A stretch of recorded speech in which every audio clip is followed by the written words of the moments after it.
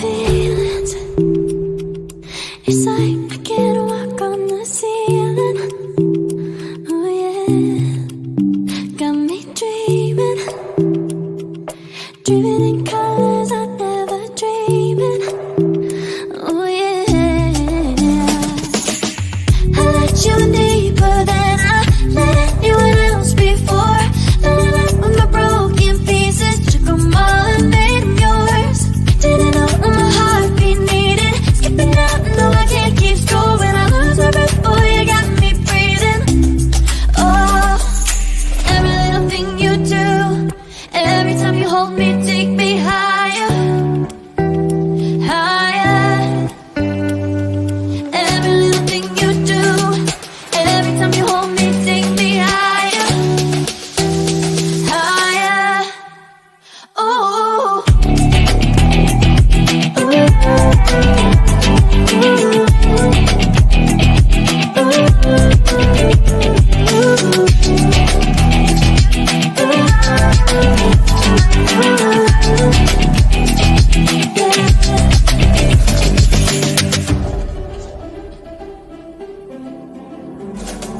magic. No, I'm never letting go. Now that I have it with you.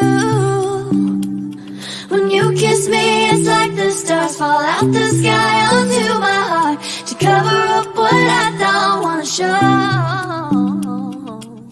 I let you in deeper than I let anyone else before. Filling up with my broken pieces, took them all and made them yours. Didn't know what my heartbeat needed, skipping out, no I can't keep score. When I lose my breath, boy, you got me breathing. Oh, every little thing you do, every time you hold me, take me higher, higher. Every little thing you do, every time you hold me, take me higher, higher. Oh, you take me higher, you take me higher, baby, you take me higher, you take me higher, baby, you take me higher, you take me higher, baby, you take me higher, yeah, you take me higher, baby.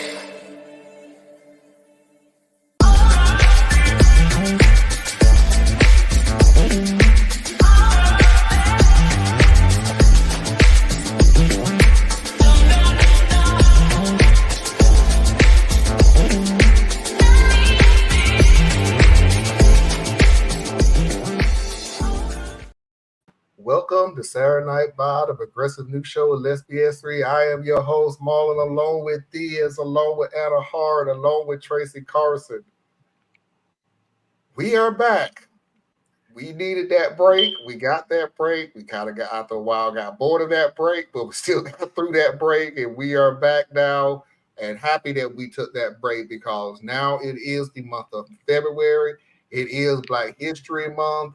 We are going to be taking some deep dives into a lot of things, and I'm very proud of the first subject that we're on, and that's systemic racism.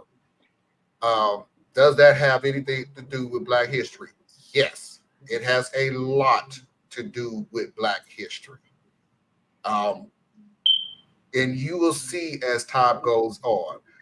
Also, just to let everybody know who is watching, who is used to watching this show, who just to prepare yourself for tomorrow. I said that I wanted to do a deeper dive.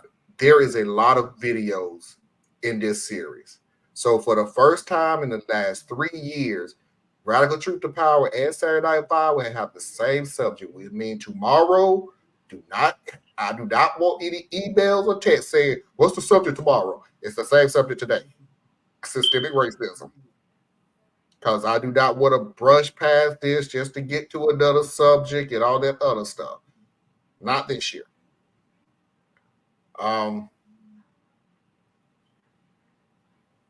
Wow, actually, that's it. Hey, Vince. Hello, hello. How you doing?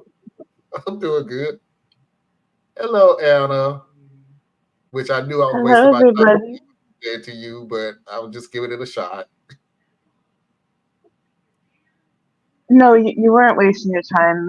I've been ill this past week, and I am still not exactly 100%, but I need some company, So, hiya. All right. Hello, Tracy.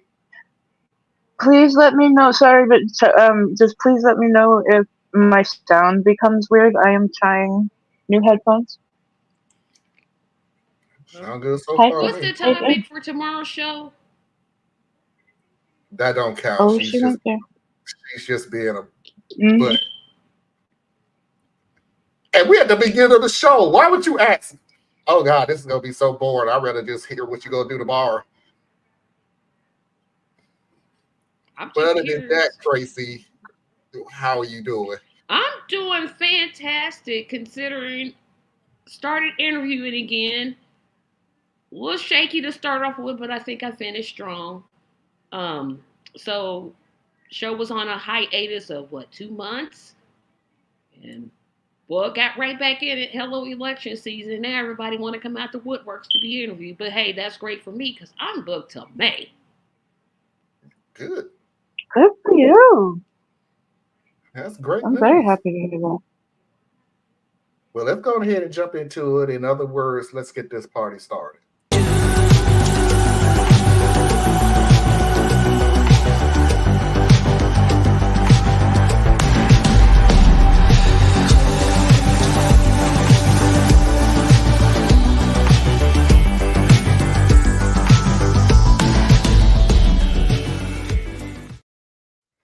So let's go ahead and jump into the introduction about it. Let's go ahead and get a little background on it before we get into a deeper dive. So let's go. I even learned about some stuff growing up. I got to go to a private elementary school and later a public middle school and high school to get a decent education. I remember learning about American slavery and the civil rights movement in both 7th grade and 11th grade. Learning about legendary folks like Harriet Tubman and Frederick Douglass, Rosa Parks, and of course, Martin Luther King Jr. When I began applying for colleges, I learned that many folks who had a different skin color than me apparently got scholarships because of their skin color. And this, frankly, confused me. This seemed like discrimination. Why was a group of people getting special treatment because of the color of their skin? Heck, dare I say, isn't that racist? Well, hold up, let's get the trusty dictionary out to look up the definition of racism. Racism. The belief that humans can be divided into so-called biological groups called races, and that certain races are inferior or superior to other races. Notice how the word races is in quotes, because it's a word invented by humans to justify hierarchies. To find out more about all this, I highly recommend the Cynical Historians video, Race is a Social Construct. To oversimplify that video, though, one group of people decided they were better than other groups of people, and to justify that they were better, they brought up genetic differences that we see through appearance differences. The most common way they did this was dividing people up based on the color of their skin. That doesn't mean that human variations do not exist. Some of us are really tall. Some of us have green eyes. Some of us have really hairy backs. But differences in genetic traits doesn't mean race has any biological basis. Anyway, what the heck was I talking about? Oh yeah, I was reminiscing about my past. I remember being annoyed as someone with European ancestry, not getting scholarships for having European ancestry if others could get scholarships based on their ancestry. Regardless, I got over it pretty quickly. After all, I was taught not to be racist, to not judge others by the color of their skin, but by the content of their character. Yeah, that. I knew that those with lighter skin had historically had a huge advantage around the world. Not only only that, in college, I learned the importance of this thing called affirmative action. Affirmative action, aka positive discrimination, means favoring folks belonging to groups previously discriminated against. In the United States, most of the groups previously discriminated against were what we today call people of color. Simply put, a person of color just means a non-white person.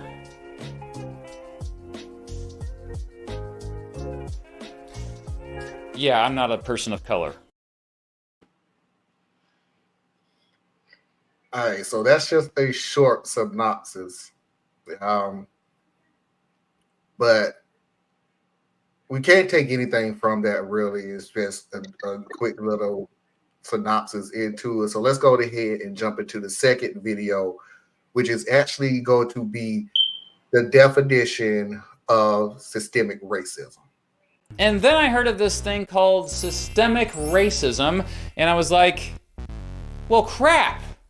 Systemic racism is when a group of people have less opportunities, not because of individuals being racist, but entire systems being racist. These systems are often either political, economic, or social systems, and they're also often connected. It's different from individual racism, aka personal racism, the more explicit form of racism in which individuals are racist, or even institutional racism, in which large and important organizations are racist. Today, those two forms are indeed less common than they were in the 1960s. But a lot of people deny that systemic racism exists. Wait, what? The United States does not have systemic racism. There is no such thing as systemic racism. Stop feeling guilty. It doesn't exist.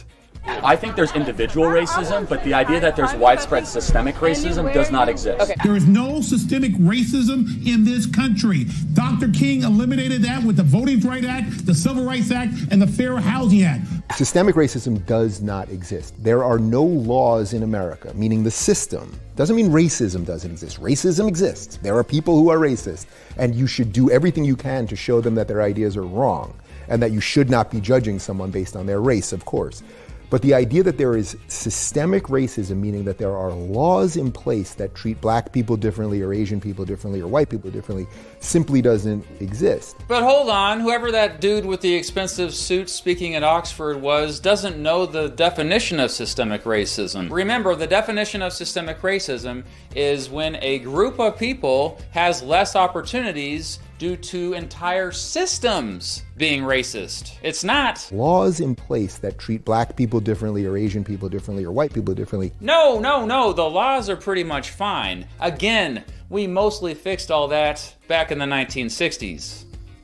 At least in the United States. It's the enforcement of the law. See, that's an example of how the criminal justice system has been racist. Systemic racism, that charge, is a ruse, and it's to say everything in our country is infected. Every institution, every system, from the top to the bottom, from the beginning to the end, it's all infected. Everything in our country is infected. I am making this video because a lot of people still deny that systemic racism exists. And it's almost always because they don't even understand the definition of systemic racism. It's like not believing the tooth fairy is real and then describing the tooth fairy as a giant bunny who delivers eggs on Easter. Okay, so let me dig into this real quick. And then I'll open it up to everybody else. So I want to make it perfectly clear that if anybody tried to explain systemic racism as there are no laws on the books, we didn't say anything about the laws.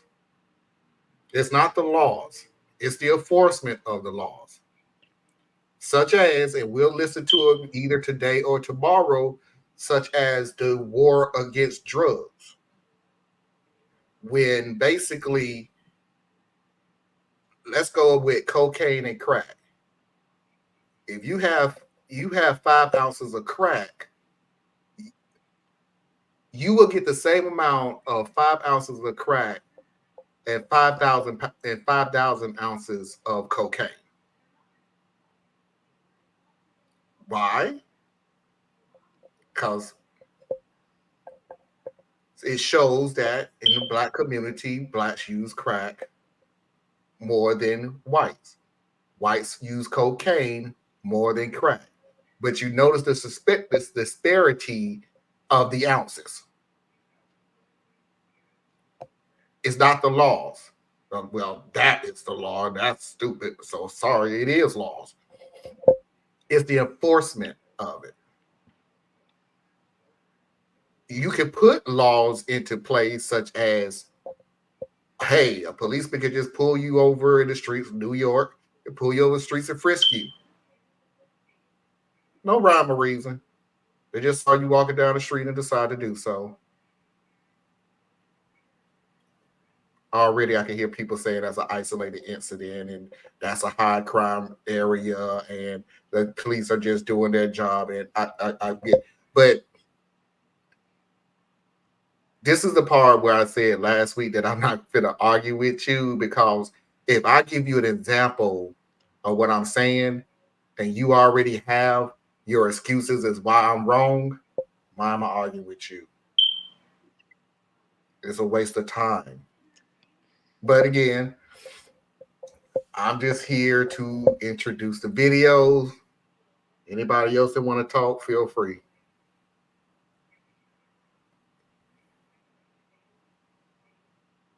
And if I you was talk, kind of surprised. This is you're on mute. Go ahead, Anna. You started. Sorry, I was kind of surprised that it took him all the way to the 7th grade to start learning about slavery. That was something, in my own experience, that was introduced very early, 1st grade, 2nd grade.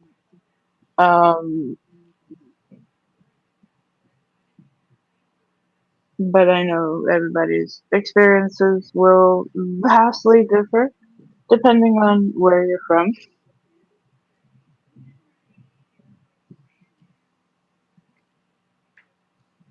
I grew up in a very diverse place, New York City. So I got to see for myself how entire systems were set up to play to the advantages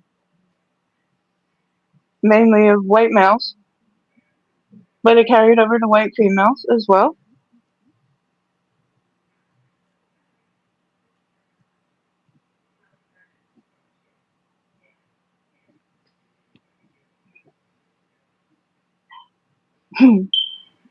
One thing I kept noticing about all the people denying, except for a couple of people with darker skin, that it was white people saying, nah,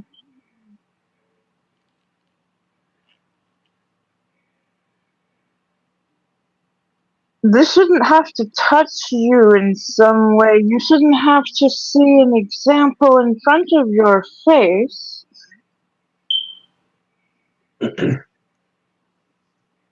for this to be a concept that you can wrap your head around. Because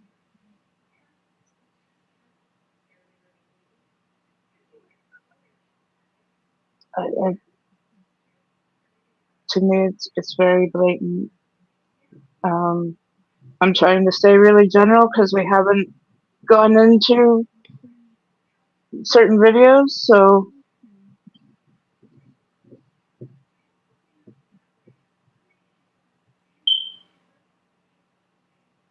yeah.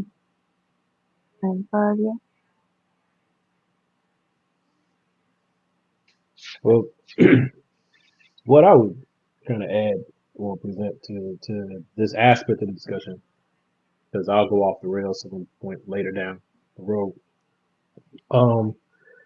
You've heard me say it before. To be white is to have the privilege of opting out, of not knowing. And what he was, I can't remember where he said he was from, it was some state that is heavily, heavily white, like Nebraska, Kansas, or Iowa. He was from one of them. So the experience of black people is simply not relevant to him growing up. The idea that he can say that these things were brought to him in the 7th grade is kind of novel to me, because I have no idea when any of these things started to be taught around me. And I moved my whole life. I from kindergarten to college was 11 schools, right? So, and always predominantly white schools. So it's just interesting to me that he can even kind of pinpoint it. But he's also an educator, so he may have already researched that to see when this was more or less introduced into his curriculum. But the thing that I would kind of get at that you were just sharing, Anna, is everyone isn't even taught to be aware or concerned about things that are brought to them. See, to be black or indigenous or Asian, any group other than quote unquote white, because I know white is an amalgam, whatever. It's a collection of identities. Because white is kind of like an unfair term. It's used as a term of convenience, because most white people can say that I come from Scotland and Ireland. I come from England and France. I come from, right? They can track it because there are clear records, official records and family records, that take them all the way back into the Middle Ages. Okay, so they know where they come from. So white is just a collection of identities, and it's very flexible, extremely flexible. So you have white people who appear to be white, but then you also have like people who are from India are treated as white. They're classified as white, even though they look like me. Okay. But there's some kind of weird exception. They're not called Asian, which they should be called if you're not going to call them Indian, but they get to be white. So white is a status. It's a catch-all. But black, in the way that we tend to use it, that is actually pointing at a specific group. That is looking at people who descend from Africa, but because there are no records for us, right, we came over as bills of lading and as livestock and as random tools and equipment. Like there was nothing. You kidnapped this person and you shipped him, and if he survived, he survived. If he didn't, he didn't. If it was a woman, well, we raped her and got her pregnant before she even got here, and if she made it, she made it. If she didn't, she did it. Like that's what got us here. So when you say black in the general sense, you're talking about our entire tribe. You're talking about our entire identity. So that's why if you've ever seen me write anything, when I say black, it's always capitalized, because it's a specific thing. It's a specific group. But when I say white, I lowercase it. I'm not doing that because I'm being discriminatory. I'm doing that because I know that white is not a true identifier, right? So he's coming from that kind of viewpoint where he was unaware because he didn't have to be aware. His introduction to slavery was done as an aside. I guarantee it was, because that's how I was taught.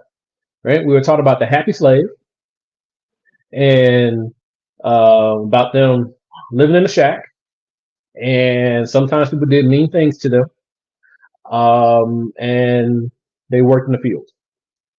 That's what you're taught. You don't get none of the other stuff. So I can't really fault, white people, collectively white people, for not really knowing and understanding. It's not for you to understand. But unfortunately, what we have a problem is that we can't seem to jump that piece, like you pointed out, Anna. You don't have to understand it. You need to just simply accept that it is, right? Stop telling other people, I don't care who you are, Stop telling other people that they don't know their own lived experience, that they don't know their own history. Slavery wasn't that bad. Slavery was a necessary evil. Blah blah blah blah blah. You don't have family stories. You know what I'm saying? You don't have the shared trauma. You don't see the ties that bind, because when something happens for you, it's a one-off. Completely out of your awareness. This thing happens, we look at it, and that's when we can say, well, what happened before the tape started and all that other mess, because it's a one-off. But for us, it's one more. So I'm gonna say that, and then we'll move into other videos, stuff like that. Tracy, did you have anything? Because I don't want to interrupt. No, this is gonna be a hard month for me, if I'm being honest, because it's hard for me not to get mad.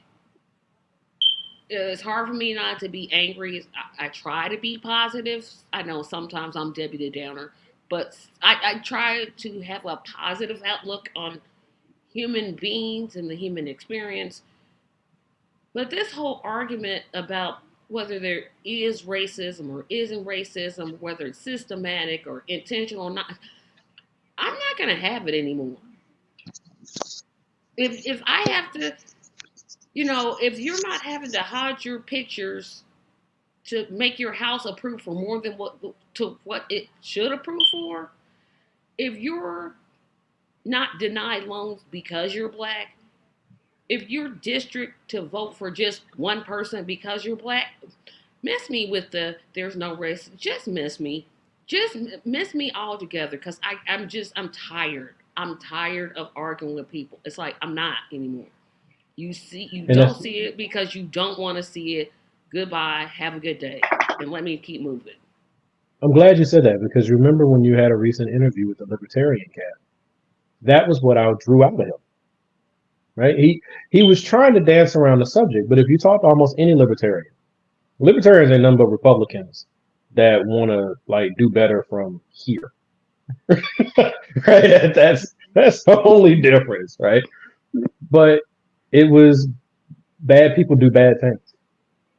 And that was how some people summarize slavery, discriminatory practices, Jim Crow, right? They don't see any of the through lines. They just say, bad stuff happens. Just so happens never happened to me, but bad stuff happens. And that just creates a bigger divide between groups, because we can't talk to you.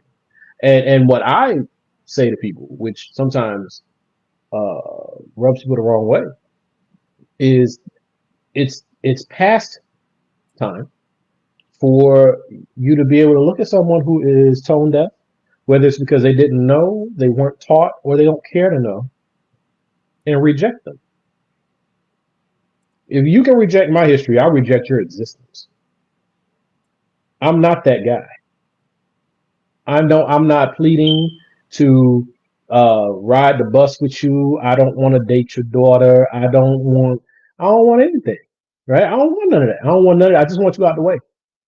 You mind your business, I'll mind mine. I reject you as a group. Now, individually, you're cool. If you're a cool person. Right? Let's get to that personal stuff that people like to talk about. Judge me for the contents of my character. All right, well, let's see what your character is about. Because I'm a scratch. And I'm going to expose who you are. And if you own who you are, then we can continue to kick it. You could be a racist, but if you're an honest racist, then at least I can figure out where we can deal with some other stuff.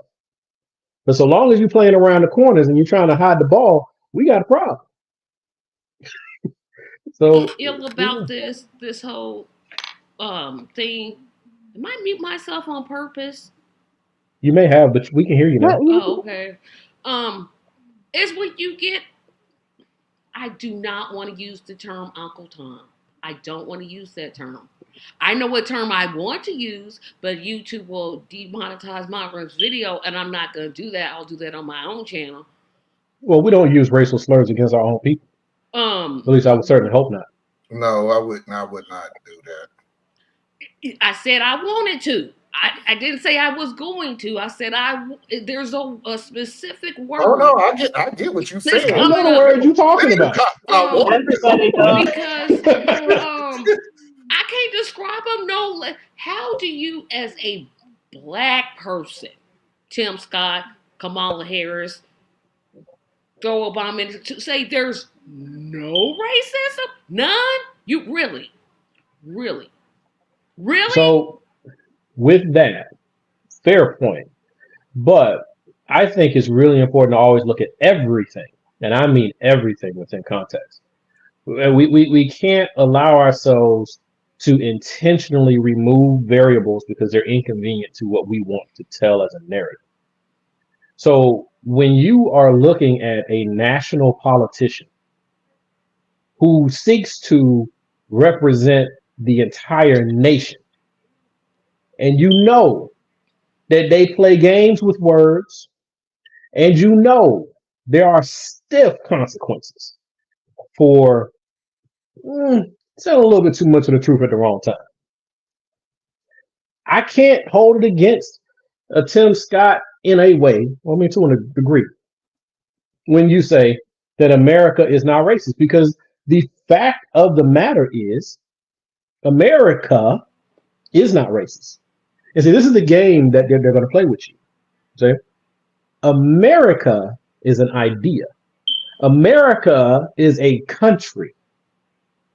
The people of America continue to support racist ideas. The institutions of America have some racially directed impacts.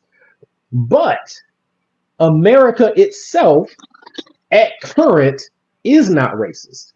Because if it were, we would already be in an apartheid state. And I know there's some cases that say that we live in a quasi, but we don't live in a true one. I can go wherever I want to go.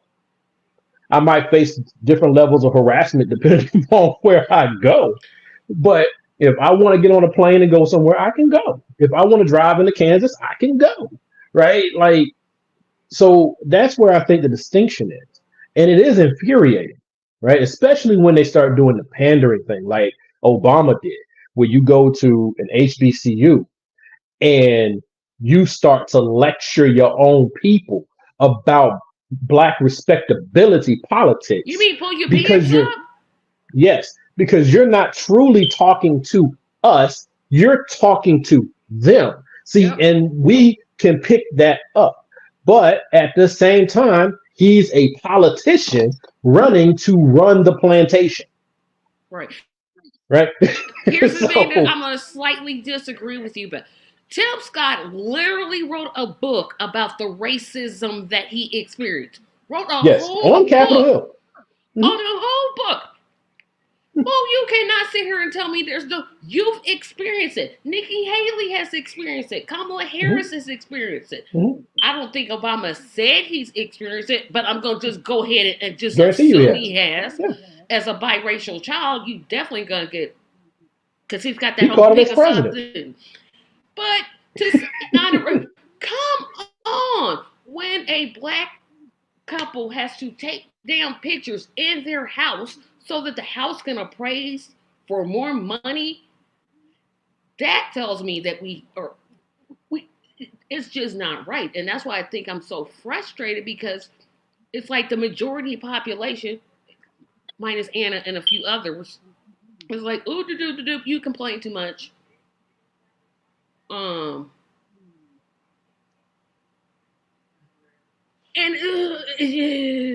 I don't know how to express my anger. As much as I love Black History Month, it's the time where it's like me watching the movie Roots. Yeah. Here's why I think that is. Angry.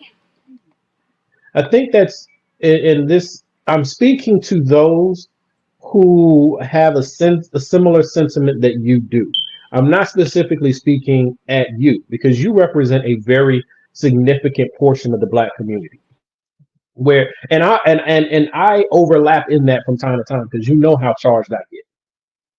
But part of the reason I contend that we can get so upset in Black History Month is because it is not taken seriously by ourselves or those around us. And it's also doubly hard because you have the cognitive dissonance that kicks in, because when you get upset with them for not knowing your history, and you know for a fact you don't know your history, so it creates so much noise and it brings up all that pain. But if you don't wrestle with that pain but once or twice a year, then it's going to sit on your heart. It's like it's sitting in the dark waiting for you. It's just waiting for you to turn on the light. Oh, it's February. I'm about to mess your whole world up. I'm going to break your heart. I'm going to depress you. I'm going to make you cry. I'm going to make you angry. All of that. But that's because you're not in it enough. Because if you're in it a little bit more, then you start to get into some different interpretations, I believe. That's when you can start to look at things and say, okay, well, where are my through lines? What kind of civilizations did we run before slavery? See, our history did not start with slavery. It was interrupted by slavery. So what civilizations did we run before? We were charting the stars. We knew that the world was round. We had been all around this globe before the white man or the European even decided that they knew how to take a bath. And I'm not saying that in a derogatory term. I'm telling you that civilization moved before the European asserted itself on the globe. But if you don't know that, if you don't know that the Greeks went to Africa to learn so that they could then take it back and expand upon it, then you think that everything started in Greece. If you don't know that the virgin birth came out of Kemet, precedes Christianity and all the Abrahamic traditions, then you would think that we don't have a place in that story. If you don't know that Egypt is part of Africa, then you will miss the fact that we are actually the foundation and the originators of monotheistic beliefs. Christianity was not given to us in slavery. Christianity was stolen from us, repurposed, revised, and sold back to us in slavery. What we are dealing with is the European version of Christianity. But if you don't understand some of the history, you just take that part and you don't know how we got here, right? And then you look at some of the other things. We've always resisted. We've always persevered. I said this in a video I dropped. Oh, I don't even drop it. I think I might have. But just real quick, and I'll shut up. Y'all shut up. Think about the transatlantic slave trade. Millions of us dying before we even touched the American shore. Millions. All in all, throughout slavery, approximately 100 million of us were murdered. Okay, so when you talk to me about the Jewish Holocaust, where 6 million were murdered, multiply that damn thing a few times. Okay, but out of all of that slaughter, out of that clear genocide, after that sustained Holocaust, only the strongest of the bloodlines survived. The best of the best, the hardiest of the hardy is who birthed you, who birthed me, who birthed Marlon. We descend from the greatest, strongest strains you could ever imagine. There's power in that. What we've done is we've given up a lot of our power because we've been subjugated for so long. We have a hard time identifying ourselves. So it's important for me, for Black History Month people out there, to not focus just on what white people have done to Black people. It's part of the story because we're in America. But I want more people to fall in love with who you are. Who are you despite what was done to you? All right, Anna, do you remember what you wanted to say? Oh, I'm sorry, Anna, I interrupted you. I didn't notice. No. That was beautiful. Thank you for sharing. Gave me a couple things to think of. I was wondering because this is a phrase that came up specifically in the video, and I know this will be a very individual answer for everybody. How do you feel about the people of color phrase? I'll let somebody else go first. I'll take a knock at it. I don't know why I'm hearing back feed on my. You got an echo going. I don't I know. don't hear the echo. I heard a background. I'm like, I don't get it on my. No, I don't hear it anymore. Okay. It makes me sick. I'm like, first of all, every single person, whether you are albino or the darkest of black, has a color. Every single human being has a color. Every single human being on the planet is a person of color. Whether that color is albino white or dark black. I don't like it when, especially when politicians use, well, we're going to do this for people. Like I always ask, what has the Democratic Party done for black people? Hey, learn life. And they want to say, well, for the minority, which is another word that just irritates me. But you said people of color. Well, for people of color, no, I'm asking you about black people. I'm not asking you about the Asian community, the Hispanic community. I'm asking you about black people. Call me what I am. I'm a black American. I'm an African American. Either one will do for me. I personally don't like it. It annoys me. I think people, especially politicians, use it as a coverall when they should be, we should be talking about specific issues. They just use it to say, oh, look what we did. We took out a whole Black Lives Matter campaign for 2 months and then we just call ourselves good. But look what we're doing for other people of color. We're all different. Our community is different from the Hispanic community. The Hispanic community is different from the Asian community. Yes, we live in a common place, the United States of America or planet Earth. But each community is different.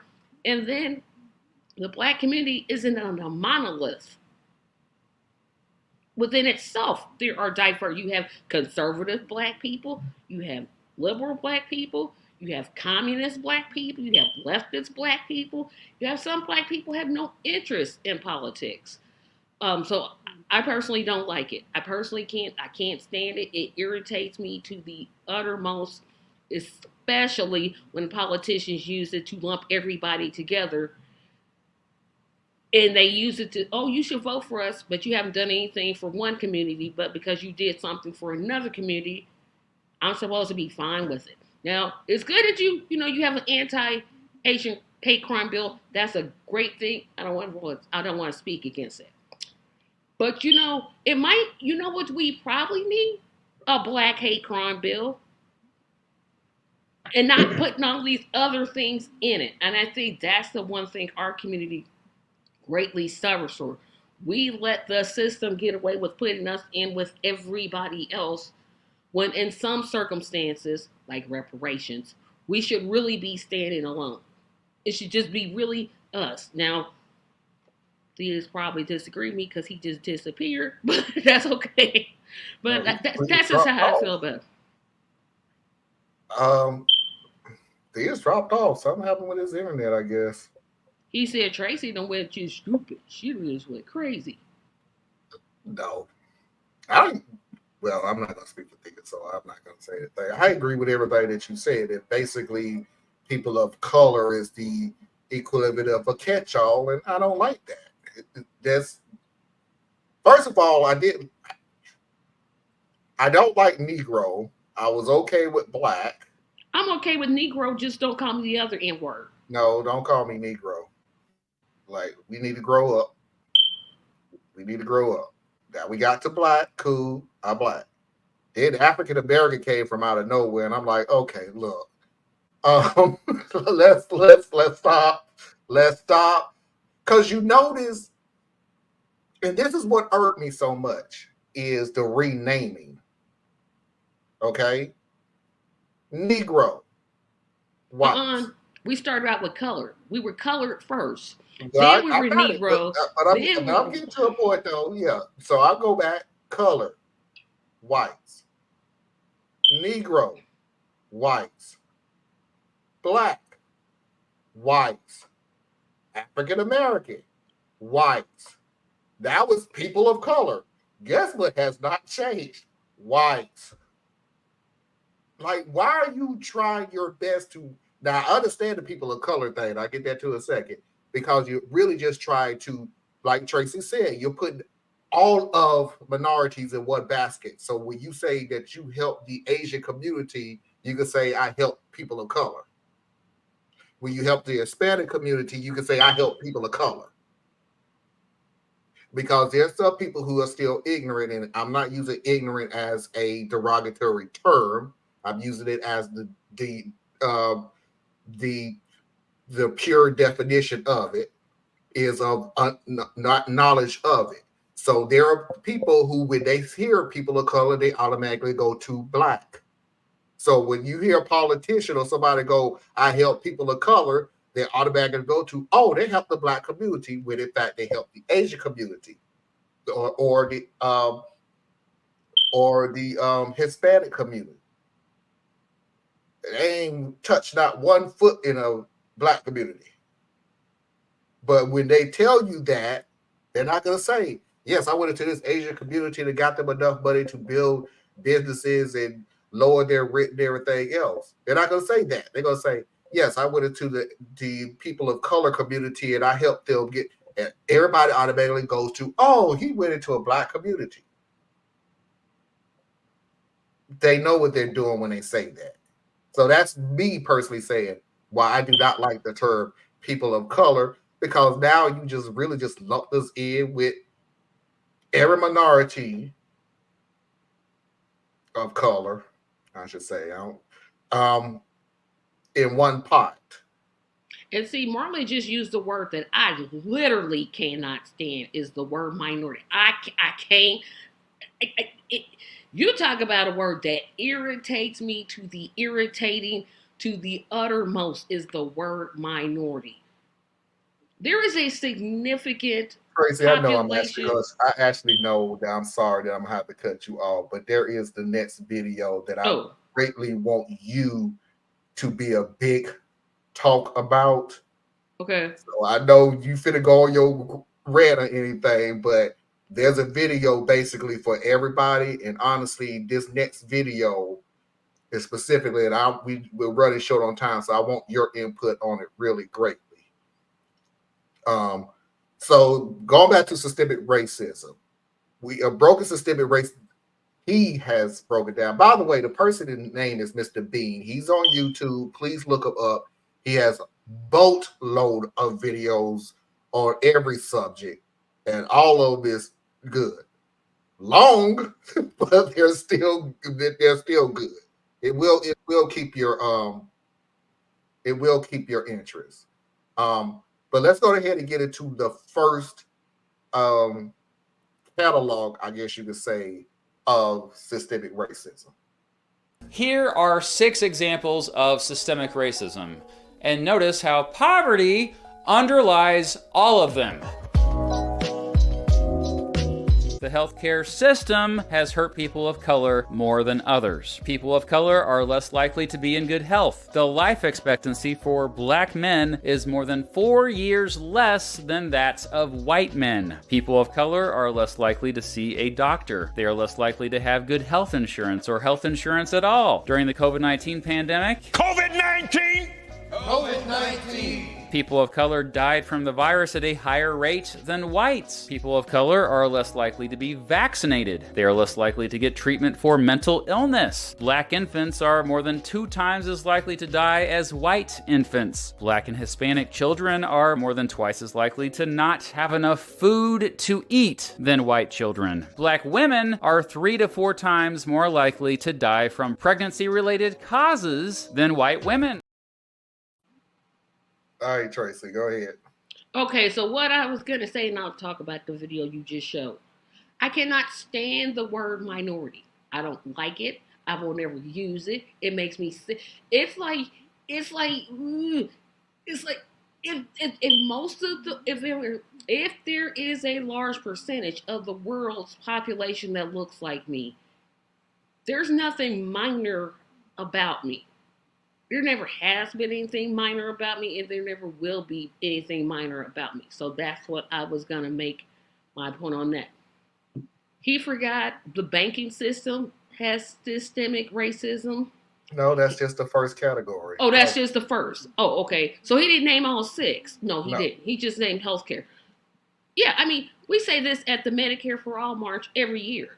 The reason we don't have healthcare the way we should is because some people in our population don't want to see black people, i.e., this is Black History Month, so I'm going to say black people, get healthcare.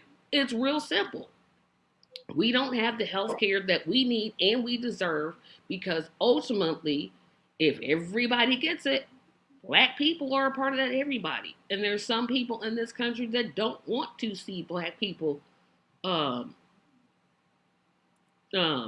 get health care. And it's really troubling that you have black women dying in childbirth, literal childbirth.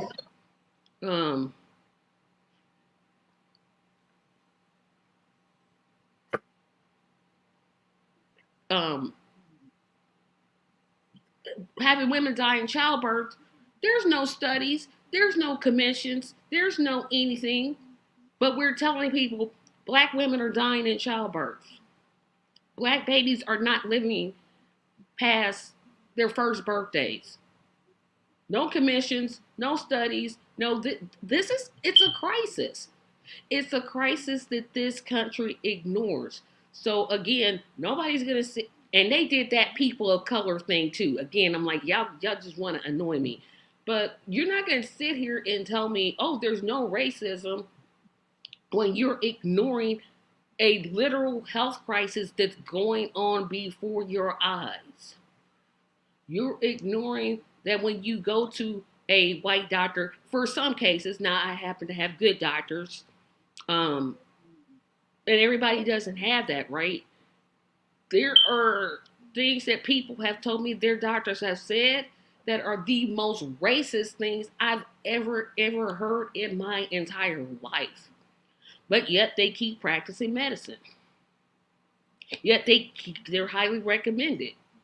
Yet they get referrals. They get 15 minutes of lecture instead of, you might want to do this, you might want to do this, or matching up with, getting lectured to, instead of connecting that person to like a health coach to say, hey, you might want to do this instead of this, or don't eat this, eat that. But it's this whole lecture thing, and that causes black people not to want to go to their doctors as much. A lot of older black people tend to use home remedies instead of going to doctors, because again, that's that whole trust issue. But like I said, we have a real problem that nobody wants to talk about. And again, it's just I don't know how to fix the system, but I know it's a problem when black mothers are dying in childbirth, and it just seems to be no type of reaction, and that's making me think, well, maybe that's what you want. Nothing's being done about it. I want to be wrong. I don't like thinking like this. I don't like thinking about this. I want to be wrong so bad. But again, I'm seeing black mothers die. So no, go ahead. No, I was just going to say, sorry I missed part of that. I had to drop, take care of something. So I'm gonna run through people of color real quick, and then I'm gonna hit some of the things that Tracy just hit on. So the reason why I don't like people of color is because it's hiding black neglect and black failure. So what it does is it's kind of absolving America and the American population of this responsibility towards our community, because you're able to just create this huge group, right? So what's a person of color? You got Africans and you got black people. You got Islanders, Pacific Islanders, you got Asian people of all the various types of Asian people. You got all these things, and you just kind of lump them all together and we call them people of color. So I don't like it. You almost will never hear me use the term because it hides too much. It hides too much, and it's disgusting. So that's that. And then also, just on a more flippant way, people of color. Just take the term and flip it. Colored people, right? We worked really hard to get away from that term, and here we are back to it. And because America has never addressed the racial issue, this is a way to mask it and kind of gloss over it. And in the meantime, our people get, warehoused in the prison system, and we die. What's the term? We die unknown deaths. Like we just die in the shadows. So no. And then what Tracy was just hitting on. So couple of things, and I know that this rubs a lot of Black people the wrong way, but nobody gives a damn about you. And that's just look at the numbers, and how dare you be overly offended that no one cares about you when you aren't showing signs of how much you care about you. And I'm not talking about Black on Black violence and all that bullshit. I am saying that we are 13% of the population. Out of that 13%, it's roughly 5% Black males, 7% thereabouts Black women.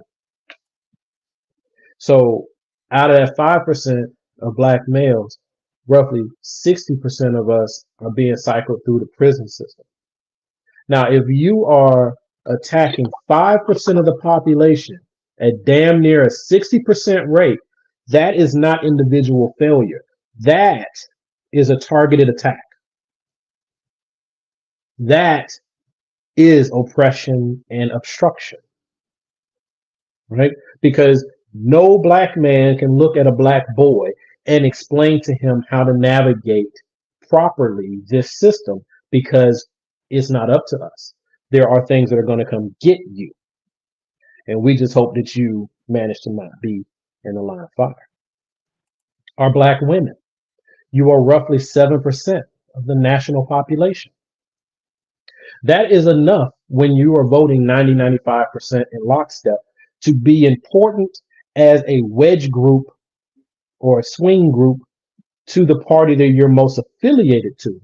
But it is not enough for you to be important to a nation. You're a rounding error. So our women are dying in childbirth because by the numbers, it doesn't hit the radar.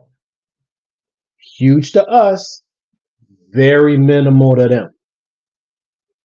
Now, to hit my point home, Black people, tell me how much, or tell yourself, ask yourself today, how much interest or concern have you expressed towards the plight of the Filipino person? Ask yourself that. How much time does what happened to Filipino people factor into your daily life? And that, my friends, is us to our white counterparts. You were expecting someone that your existence does not serve them to be more concerned about you than they have to be. They look at competition, they look at threats, they look at power. And right now, the power is in the Asian community because they're out earning the white community. The power is in the Hispanic and Latino community because their numbers are expanding rapidly.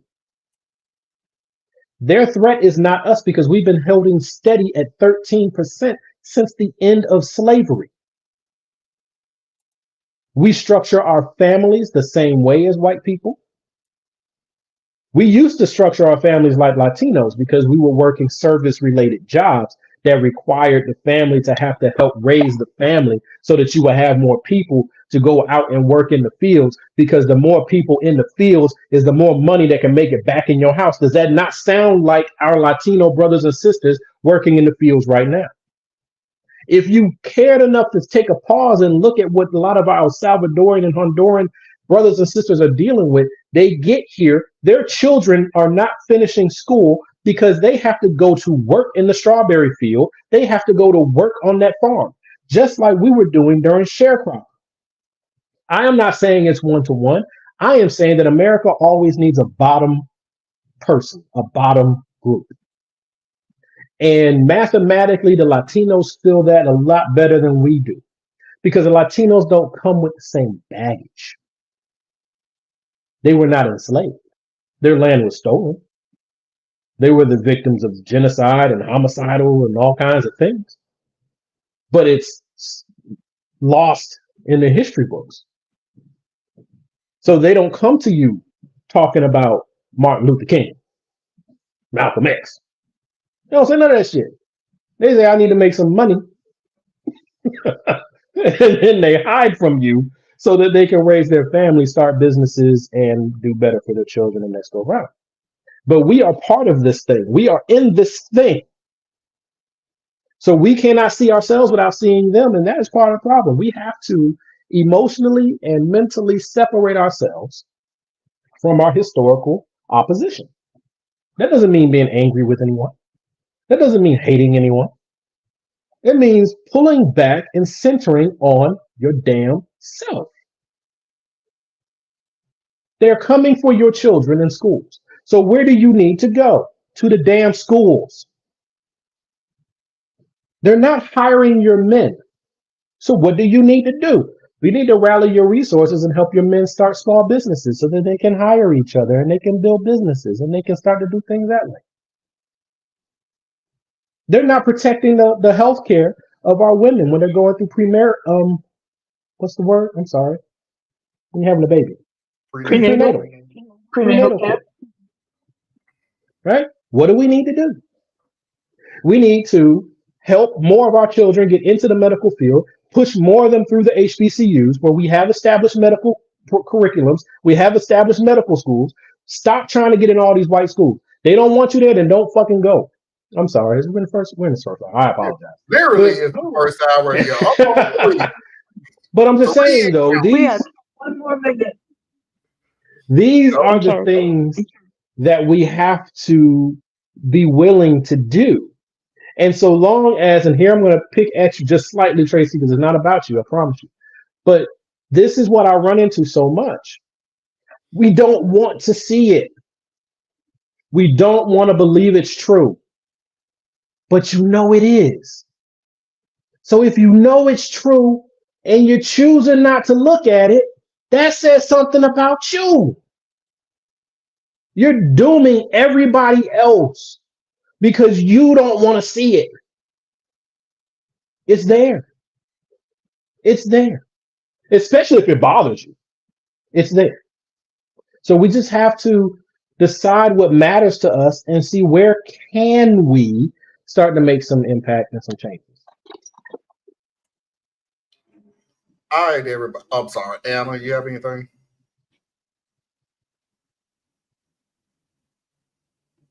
No. No? Okay.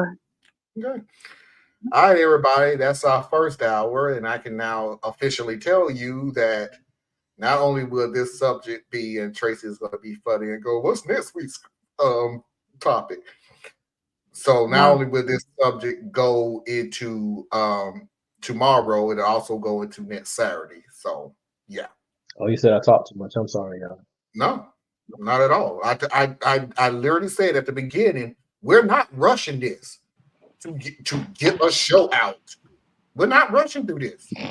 I'm not doing like I did last year. I was ashamed of myself last year to get more content out of everything else without actually teaching what's going on. I'm not doing that this year. So we show one video and it takes up the whole hour. Oh, well. But I'm not rushing through this. This is too important.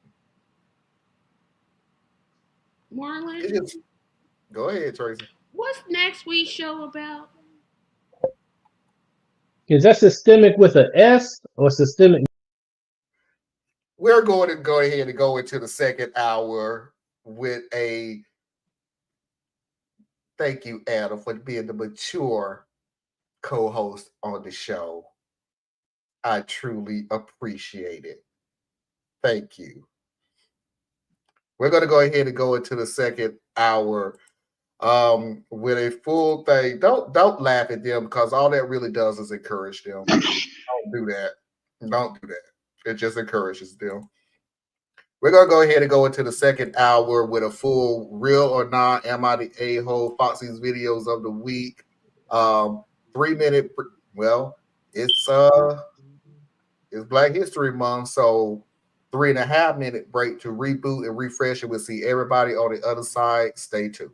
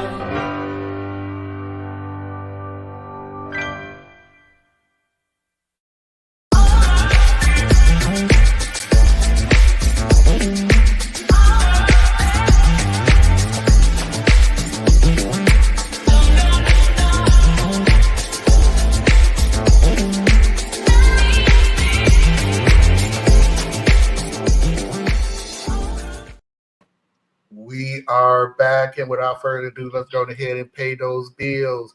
Radical Truth to Power is tomorrow at 8 p.m. Eastern Standard time, please go ahead and check us out. Please go to patreon.com/Tracy Media Fan. Help support Tracy and all of her endeavors. Please do not forget to go to Anna Hart's website, borelli.etc.com. Learn something that you didn't think you need to know, but you should. And as always, if you need to send me an email, you can do so at radtp@outlook.com. That's RADTP@outlook.com. And I'm hoping and praying and getting on the nerve of somebody that I can add yet another list to this part, but I'm In going due time, my brother. In due time. patiently wait.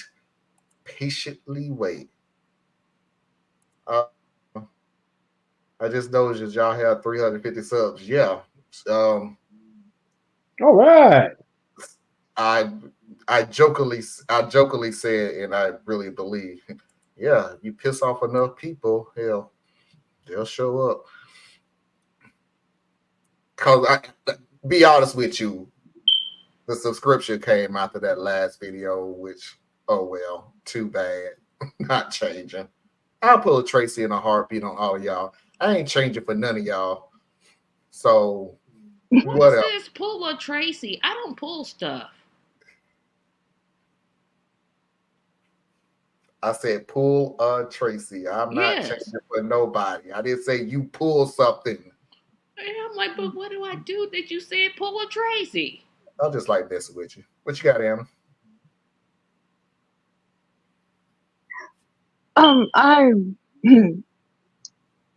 I know which video you're referencing. If I could talk to the masses out there, that I believe one comment was, I was really hoping this would be something different. End of comment. Can you be a little more? Nope, because you got trolls. Some people. Hey. Yeah, it's better than getting porn and you have to delete it. No, nobody said anything that was derogatory. Some of them was downright stupid. I'm sorry to say that, but it was like the one guy who said, name a race. Are we serious? Are you two and you don't even know exactly? You had to go to your mom to try to figure out what the word race is? I mean, literally, if you look at discrimination, the first word is, you can't do it against race, creed. The first word is race. But he's that one that don't know what the word woke means, and you ask him, and he's like, ooh, but it's in my book. It's in my book. Can't do it live on TV. But I get with it now. But if you listen to Mr. Bean in his video, you understand where he was trying to go with it, was that race was a man-made word, which every word is a man-made word. But I'm using your argument ahead of time. That race is a man-made word to separate a group of people. Now that in and of itself is where he's going to stop. And everybody will go, that's just, as Thea said in the last one, that's just bad people doing bad things. They're not going to admit that the word race was created to separate people because of the color of their skin, to make people inferior and superior. That was the point of creating race. It's not like a group of people got together and got really, really bored and decided to do something. They did it for a purpose, and that was what the race purpose was, to show. Yeah, you gotta. Yeah, it's sorry, dude. It's just I want to make sure that people understand that when people have a little bit of information, they have all the information. Well, you know what? That's not true. That's not true. Take that back. There are some people that they have the information they want. Flow with it, because they don't want to dig any deeper than what it is, because it makes sense to them. So yeah, let's go with that. Well, one of the big things is you have to be aware when someone is trying to play rhetorical fetch with you and stop playing the damn game. You know what I'm saying? Like, Europeans are roughly 20% of the global population, yet they control roughly 80% of the globe. You cannot be in that position of authority and power and be ignorant and be helpless and be unaware unless you choose to be. So when these people do these things and they throw this stuff at you, they aren't trying to win an argument. That's not the point. The point is to get you spun up and get you chasing ideas and statements. Stop trying to convince someone who doesn't want to be convinced. Stop trying to reason with someone who has chosen not to use rationality. You're being foolish at that point. The moment you realize that this person is just messing with you, stop. You know? And that's something we have to get to. But until we get to the point where we can start to center ourselves, we will continue to wrestle with that, because there's a part of us that just cannot accept that this person doesn't understand. And we just struggle with that. And so we try to help them understand. We try to explain it in a way they can just grasp, because if we could just get through this one, we'll win the argument. I'm like, no, you won't. You won't. Because it's not a good faith exercise. You stop. Do understand this. You go on to every comment on that video, Anna, Diaz, everybody that's watching the show. See what my response was. Anna, do you know what any of my responses was? I know a few of them. Yeah, no. It ranged from thanks to did you even watch the video? Yeah. I'm not gonna get into an argument with bad faith actors. One, I'm way too busy. You may not believe it or not, but it does take a lot of energy to put these shows together. Do you really think I'm finna waste my time finna argue with you when I know you're not coming in good faith? No. I'm just not.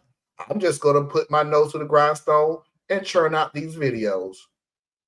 If you get something out of it, fantastic. If it pisses you off, surprisingly enough, fantastic. Because I don't care how you exactly take it. If you have to get your little tantrum out to make yourself feel better, again, fantastic. As long as you are respectful, as long as you're not derogatory, as long as you don't do anything hateful and everything else, feel free to get your thoughts off your chest. But if you think I'm going to go, dudes and dudettes, I've been in this game long enough. You literally have not made any comment on that video that I have not heard before or a similar term to it. You haven't. And to piggyback on what Thiz has said, why I'm not going to argue with you, even if I was to go toe-to-toe with you and you figure out that, yeah, you are wrong, and I'm using this in good faith, by the way. Using good faith with bad faith. Even if I was to prove beyond a shadow of a doubt that what you are saying is absolutely wrong and everybody's going, yeah, dude, you are absolutely wrong, guess what you're going to do? You're just going to move your same argument to somebody else. That's all you're going to do. So why am I wasting my time? I'm not. You want to know how you really start to irritate such people? Because I do this periodically just because I know that I absorb a lot of material. I do a lot of reading. I watch a lot of videos. I pay attention to other people. I don't just have an awareness of my history. I have an awareness of your history. I have an awareness of people's histories that have generally no impact on mine, because why? I care about people. So before I will waste my time trying to battle a quote unquote troll, actually, I just won't, because you're not qualified. So if you really want to upset some of these people, which I love to do on occasion, I will tell them, you're not qualified to have this discussion with me. And they get so butthurt because how dare I refuse to talk to them? I had one on a religious commentary post, and I was citing historical record. And out of everything I said, this person took one piece, and he said, kindly define white for me. That was his whole statement. Now, I wrote a whole expressive breakdown, but what he wanted to do was get me in a game of rhetorical fetch. So what I did, I Googled U.S. Census, and I looked at it. Okay, just to make sure I'm right, that white is an option on the census form. Then I put in the comment, check the U.S. Census Bureau, period. His response was, that is not an answer. And my response is, you are not worthy of one. That's how you get it.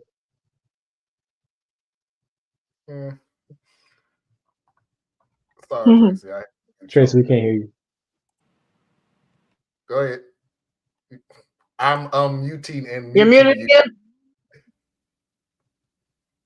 Stop taking away Tracy's agency, Marlon. Okay, I am the one who was muting Tracy because she refused to fix that little cricket sound in the doggone background. It's my space heater. I'm hot. I'm cold. But does it beep constantly? Why does it beep then? There's nothing beeping at this moment, but you've been chirping like a fire alarm, and you said it was something else that was going. That was when it was my glucometer. That. But this hasn't went off in an hour. Well, then what we talking about is your smoke alarm. You find which one. It's nothing chirping. I don't know which. There's nothing chirping. You need to get your ears checked because I done heard that chirp like all night. I have not heard when I mute you, I don't hear it. But go ahead. But anyway, Tracy, what were you saying?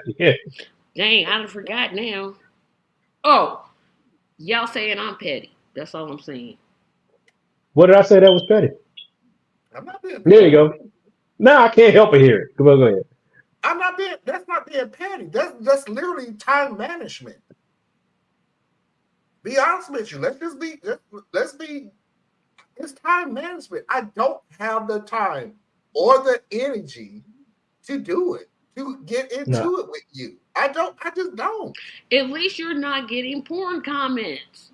You're getting comments. That's a good thing. Some of us have to beg people, and they still say, no, I'm not going to comment because, I just said what I got to say. Why did people say that's a lie? Just say my name, Tracy. Just say my name. I'm right here. There's no chirping going on. We can hear the chirping. I don't hear it. I'm being serious. I literally don't hear it. Only thing I hear is my space heater.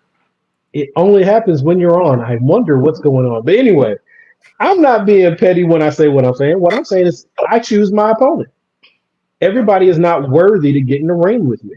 If you're dated reference, but if you're Mike Tyson, you don't just let anybody get in the ring and fight you.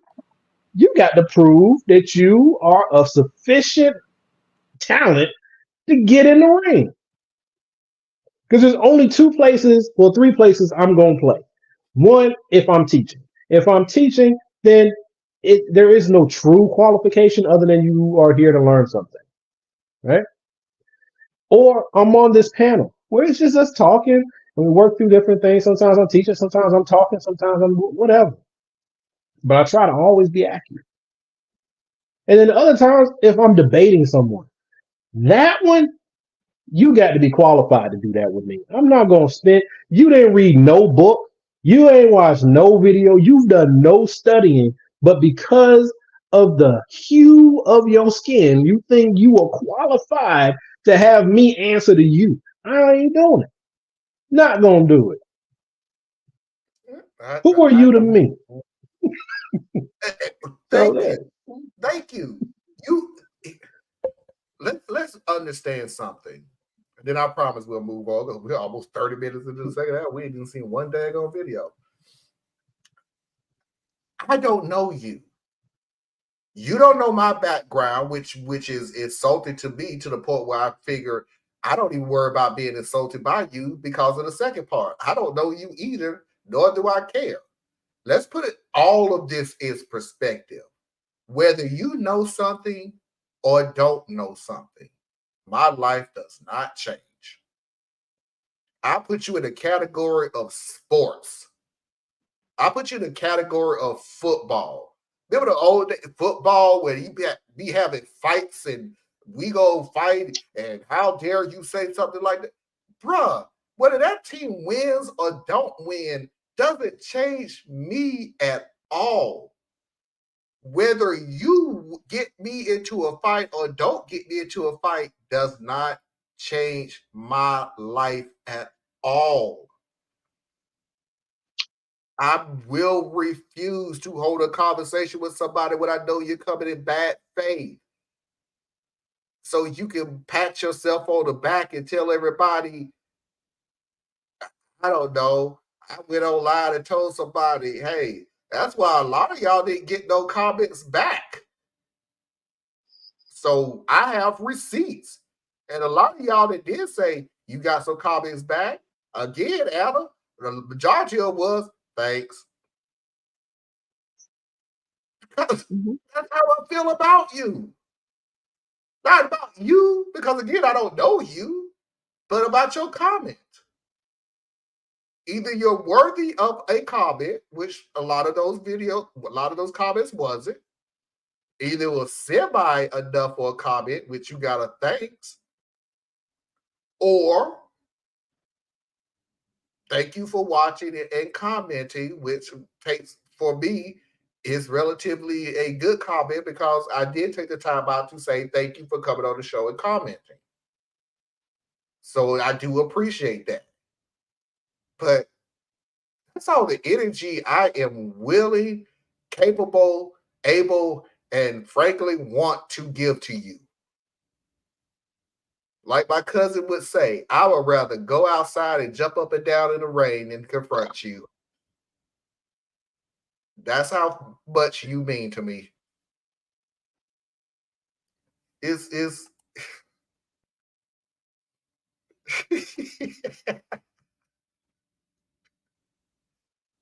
It is. Look, I have muted her through my whole little tirade right there. Did anybody hear one chirp? No, nobody heard not one chirp. If someone's trying to pull a got you gaslighting, the best to exclude them from the conversation. To exclude them is to ignore them. It really, I'm being totally honest with you. To exclude them is to ignore them. You'll be amazed how so amped up they are, LL, to the point where if you're not confronting them no more, they'll drop out. They will leave the conversation because nobody's listening to them. Nobody said anything to them. Nobody is fighting back. Because believe me, they'll say stuff like, oh, so you don't even want to answer my question, huh?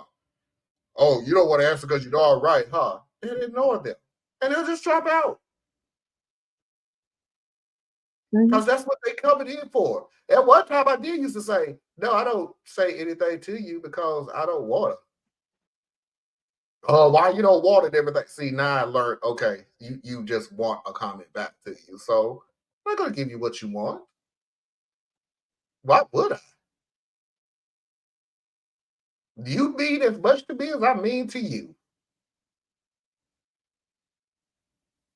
Sorry, but that's the truth.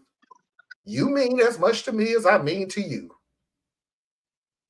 In all aspects of life. I guess why that one comment, it did kind of intrigue me because I am here in good faith for a conversation. Yeah. I learn on the regular.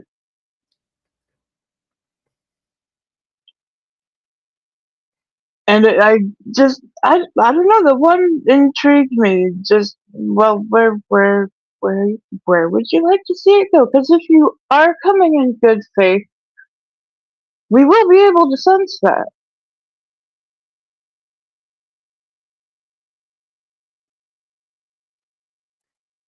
Yeah. Yeah. Different people have the different, what's the word, different boundaries, I guess. Sorry. All right. So that comment that just was flashing about deprogramming and stuff. Applaud your efforts. Cool. Um, and I'm not saying this in a snide way. I mean, that's within your toolkit to do. Then I applaud you. Because unless you commit a heinous act, there's always a place and a value for you, right? So you got people who are Trumpsters and they're just willfully blind, or they've gone so far down the road they don't know how to come back. So they have to stay committed to the path that they're on. Because to acknowledge something different would be incredibly painful, psychically, emotionally, spiritually. Like that's how invested they are. So if they were to try to shift, they could face Hold on, being. Thea. Read her next comment. Watch this. I don't I don't recommend. recommend. Yeah, I appreciate that. But yeah, so there's a lot of reasons for that. But what's funny though is here's where I find a parallel for me.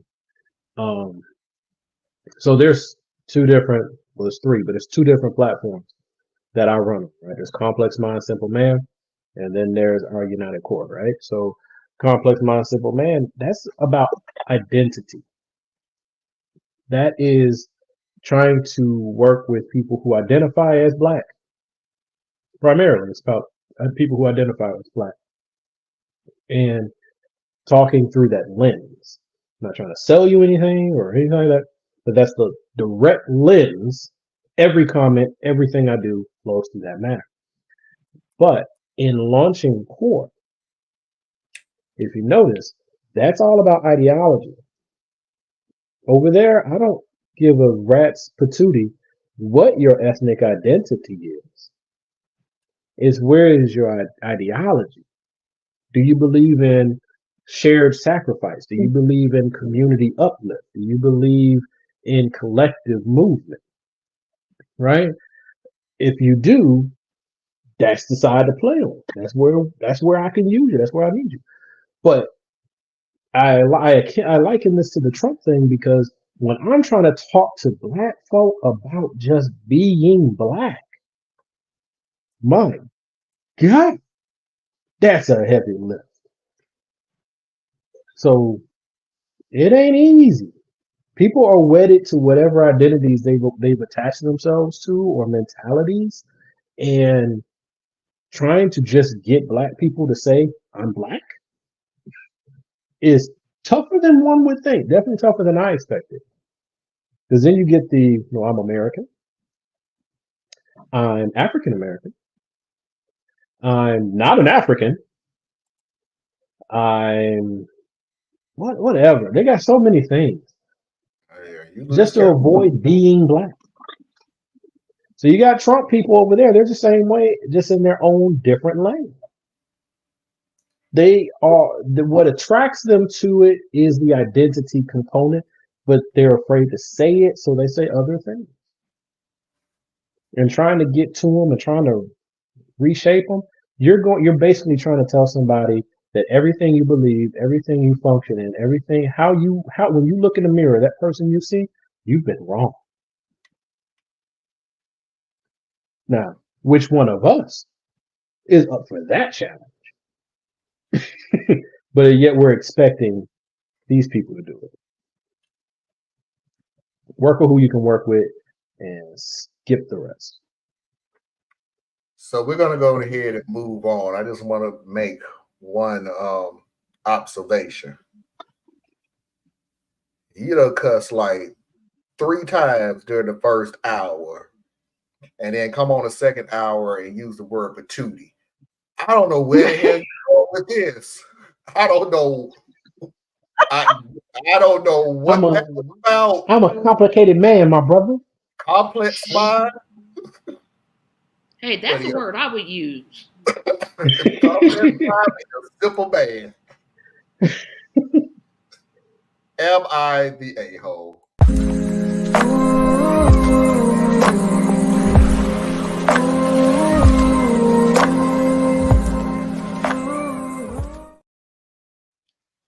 All right, both of these videos, it's 2 videos. So Tracy, I'm taking the power out of your hands by going, wait, there's more. Yeah, there is more. 2 videos, and both of them are pretty long in our aspect. 3-4 minutes is pretty long for us.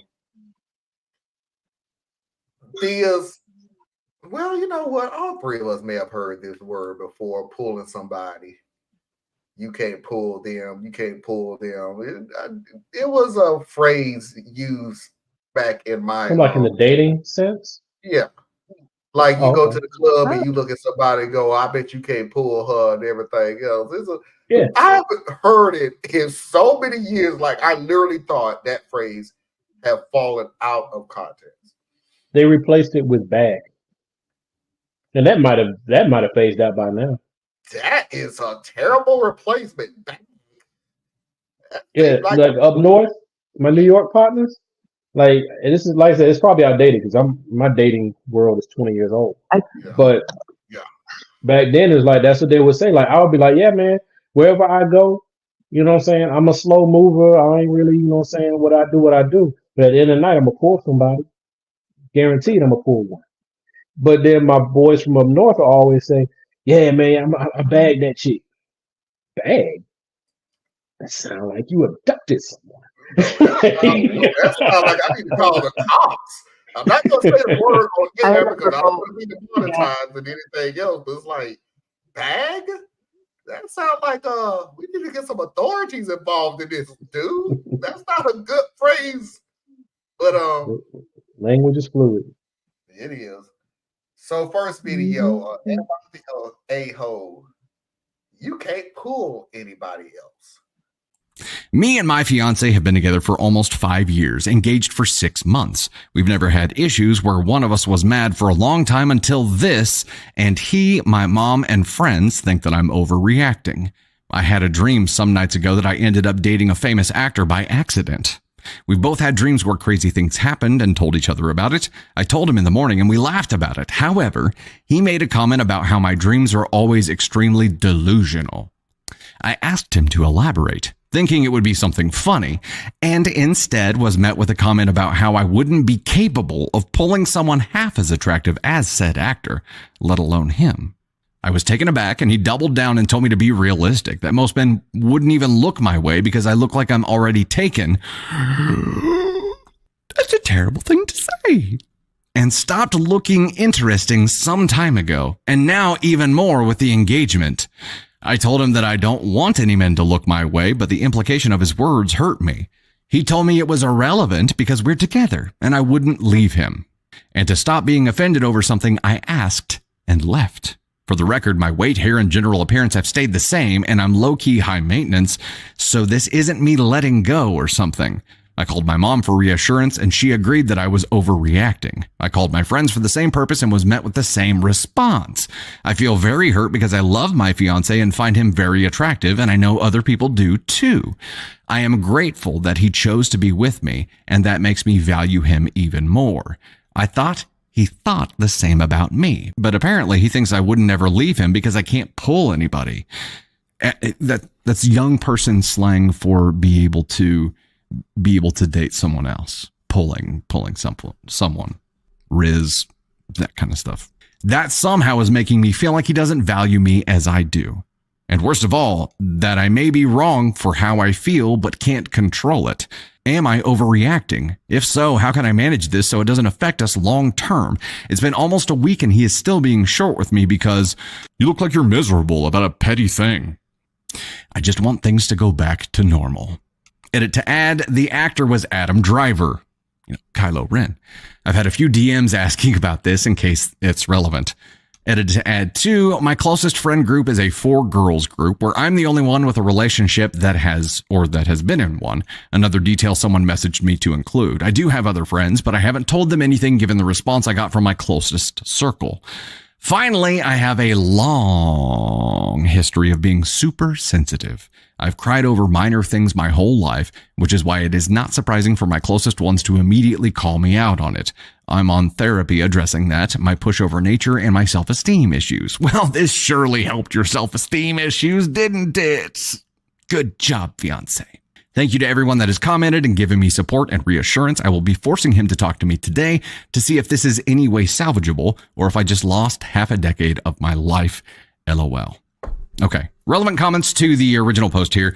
What? You stopped looking interesting some time ago? Sounds like he's trying to dent your self-esteem, to be honest. So you do think that you can't do better and never leave him. Pretty negging thing of him to say. Kind of demeaning to you as a woman. Interesting that your mom says you're overreacting. Were you raised by someone who also tried to take you down a notch? Original OP's response, my parents never took me down in terms of my appearance, but they do think I take everything personally and don't let go of petty stuff. All right, let me go first real quick on this one. OP, I'm going to tell you off the bat, there's no... We okay. I know we are a show of nuances. We try to add nuances because not everything is black and white. So it's gonna sound kind of funny coming from me when I say this. There's no nuance to this. No man or woman should ever tell that to their partner. There are certain things you just do not say. And for him to even come out his mouth and say, well, if it wasn't for me, you'd be single. Because I'm the best you can get. You couldn't pull anybody if you wanted to. And dude, I have to look at you and go, well, how the hell she pull you? Like, so you making your own self look bad by saying something like that to her. If she can't pull nobody else, but she pulled you, how did she do that? How did she get you? If she can't get nobody else.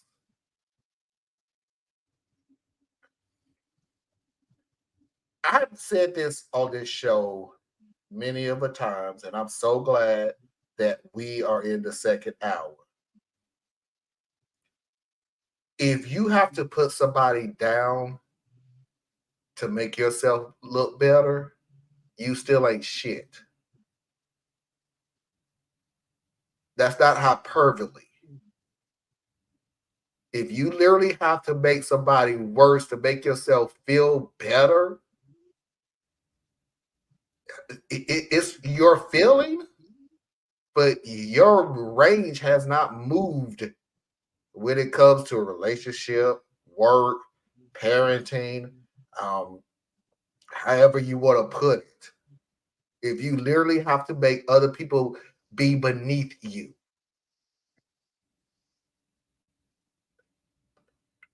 I've slowly grown this channel. I have slowly grown this channel by literally not coming on here, going to other people's channels and putting them down. Believe me when I tell you, there are YouTube channels that do that have blown up. I'm not that person. I'm not going to do that. I'm not going to put down somebody else's channel to make my channel look better. No, why?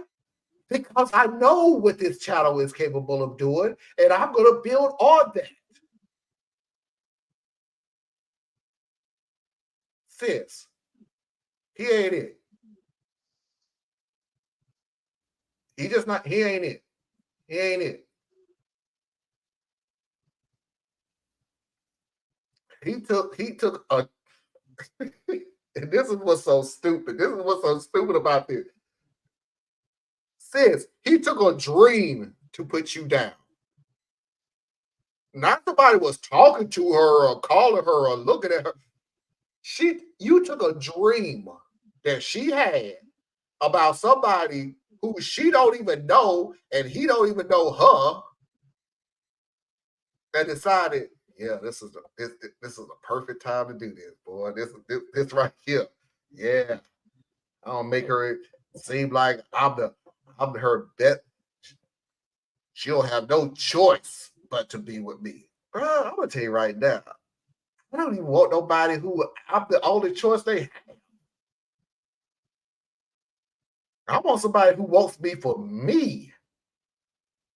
Not somebody who wants me because better than being alone.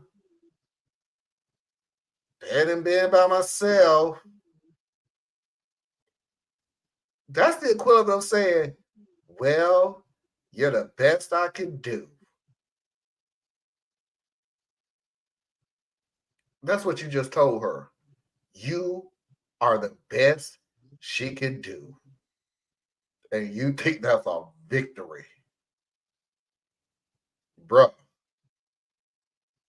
you don't even know how to gaslight right. So, congratulations. Sis, pack your shit. Let's call it a day. I'm done.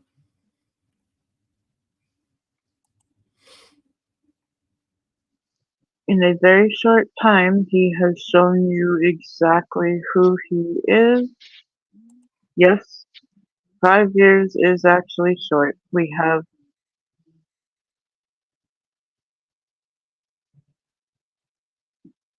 barring illness, disaster, we have decades. And you deserve somebody who would want to grow old beside you. I even feel sorry for this guy, because where the hell are you coming from? And that's all I'll say.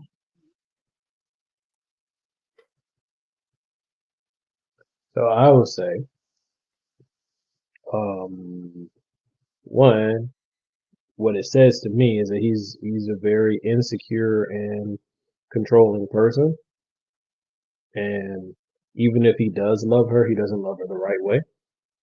So what he most likely heard was something that triggered his insecurities, and instead of laughing it off or whatever, he took this as though a regular person is expressing this towards her. So he's gonna have to make sure he can protect his territory when he's not around. And the best way to protect your territory when you're not around is you break her. So if I can break her, then she won't even be entertained by someone else, right? That's that mentality, right? So yeah, it's definitely not a good relationship to be in, and she needs to go on. Odds are she won't, but she needs to go ahead and go on, right? But from just the way she told the story, she ain't going nowhere. And also the other, kind of lost it a little bit here, but one of the things Anna said was she deserves better. She deserves someone who wants to grow old with her and so forth and so on. And I take kind of a different path when it comes to the word deserve. You don't deserve shit, right? What are you willing to put up with? And that's where you'll find what you kind of deserve, because you're tolerating it. Now, there's a lot of reasons why you can be tolerating it. A whole lot of reasons, right? Self-esteem issues is real. Depression is real.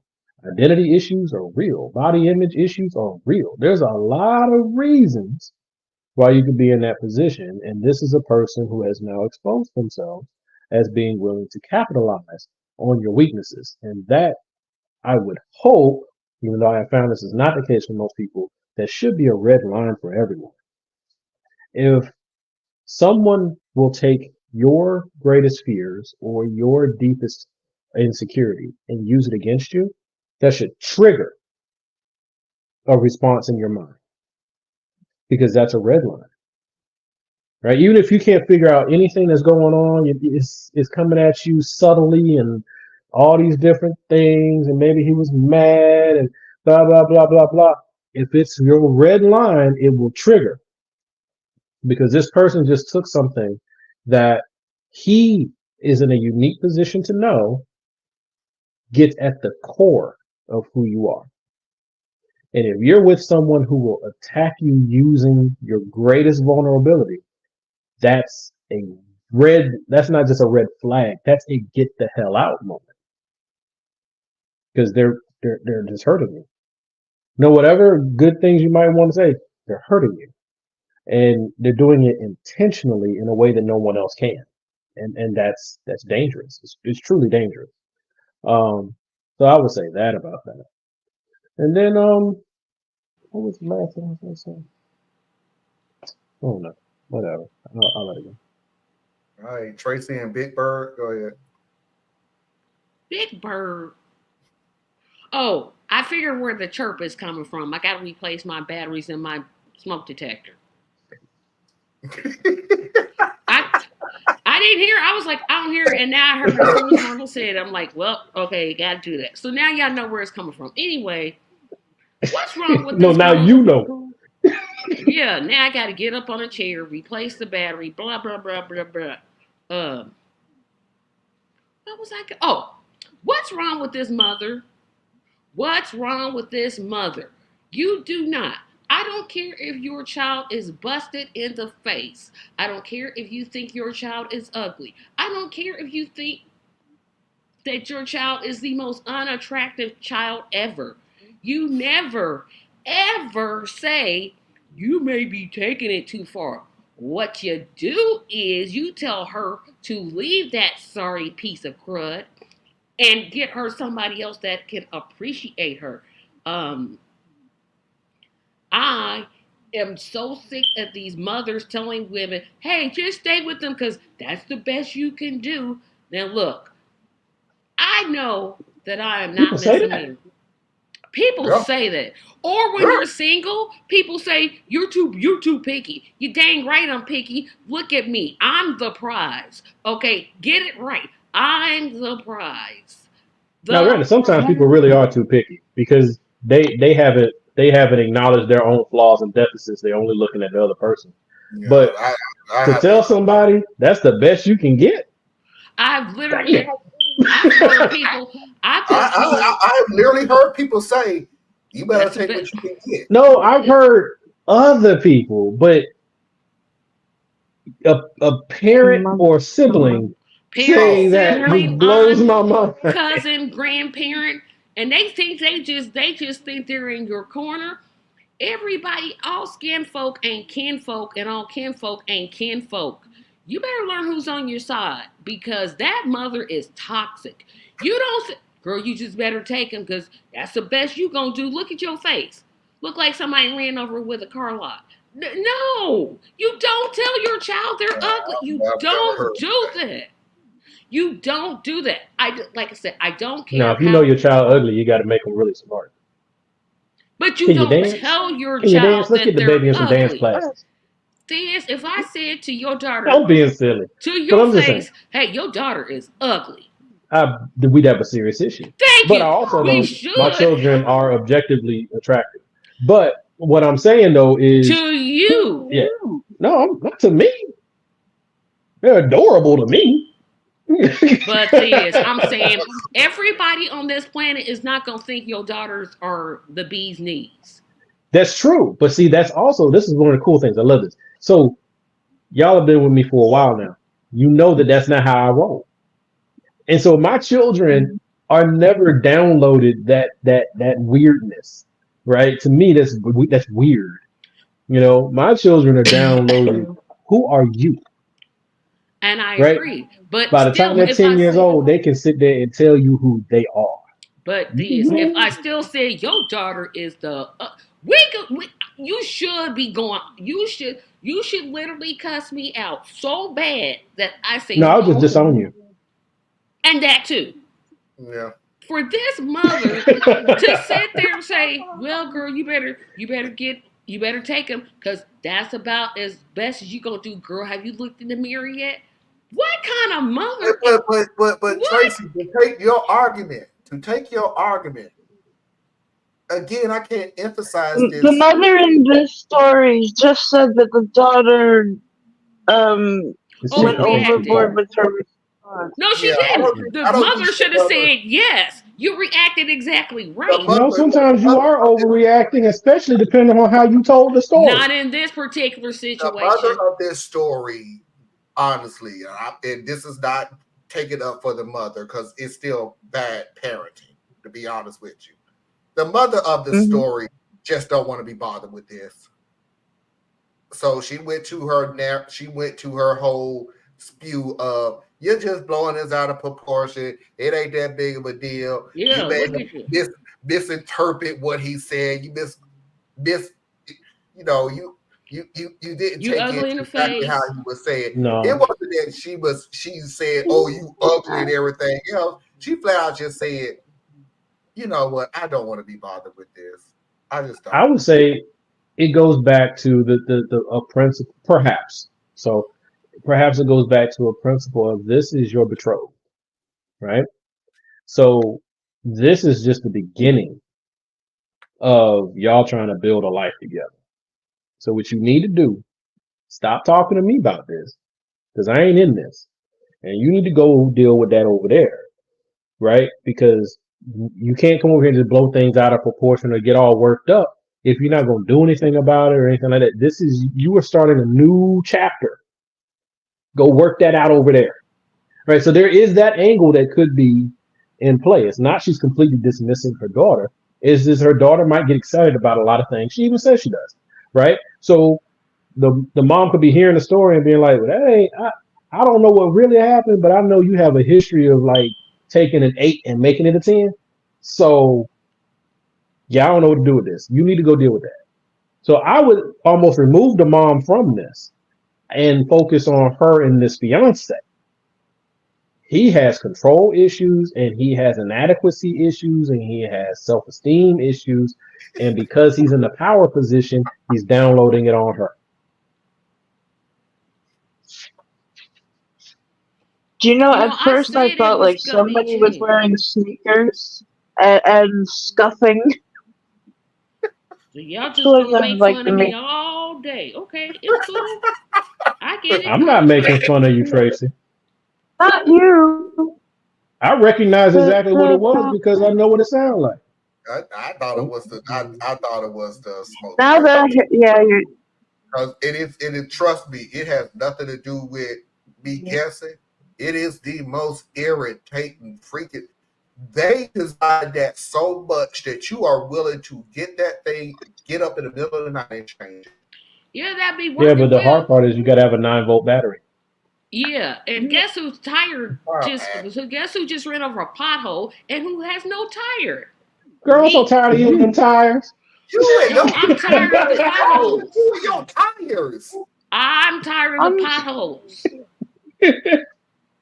Well, that's them red states. You know, you ain't got no tax money going into the coffers, so they Got ain't really $6 trying to fix billion nothing. literally sitting there, but we got potholes bigger than a car.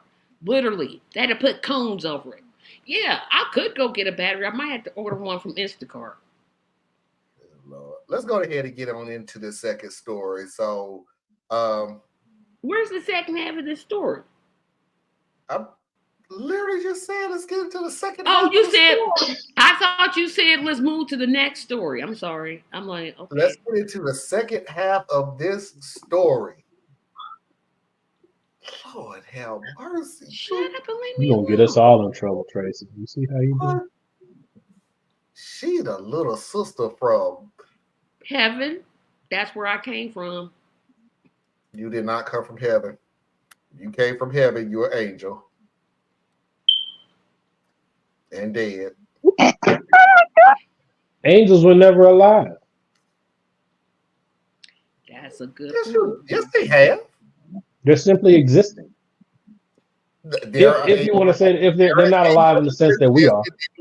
There are angels who were former alive people. Nope. Marlon, that Nope. ain't nowhere in Nope. no. Angels were never human. Not once, not ever. Nope. Nope. That's what they tell us as children, that when our loved one dies, they're going to be angels. Nope. Or they got to come back as an angel to right something wrong. Nope. Nope. Well, all the angels are already created. Well, my wife is my angel. Oh, boo. Second part of the story. Marlon been messed up at some point today. No.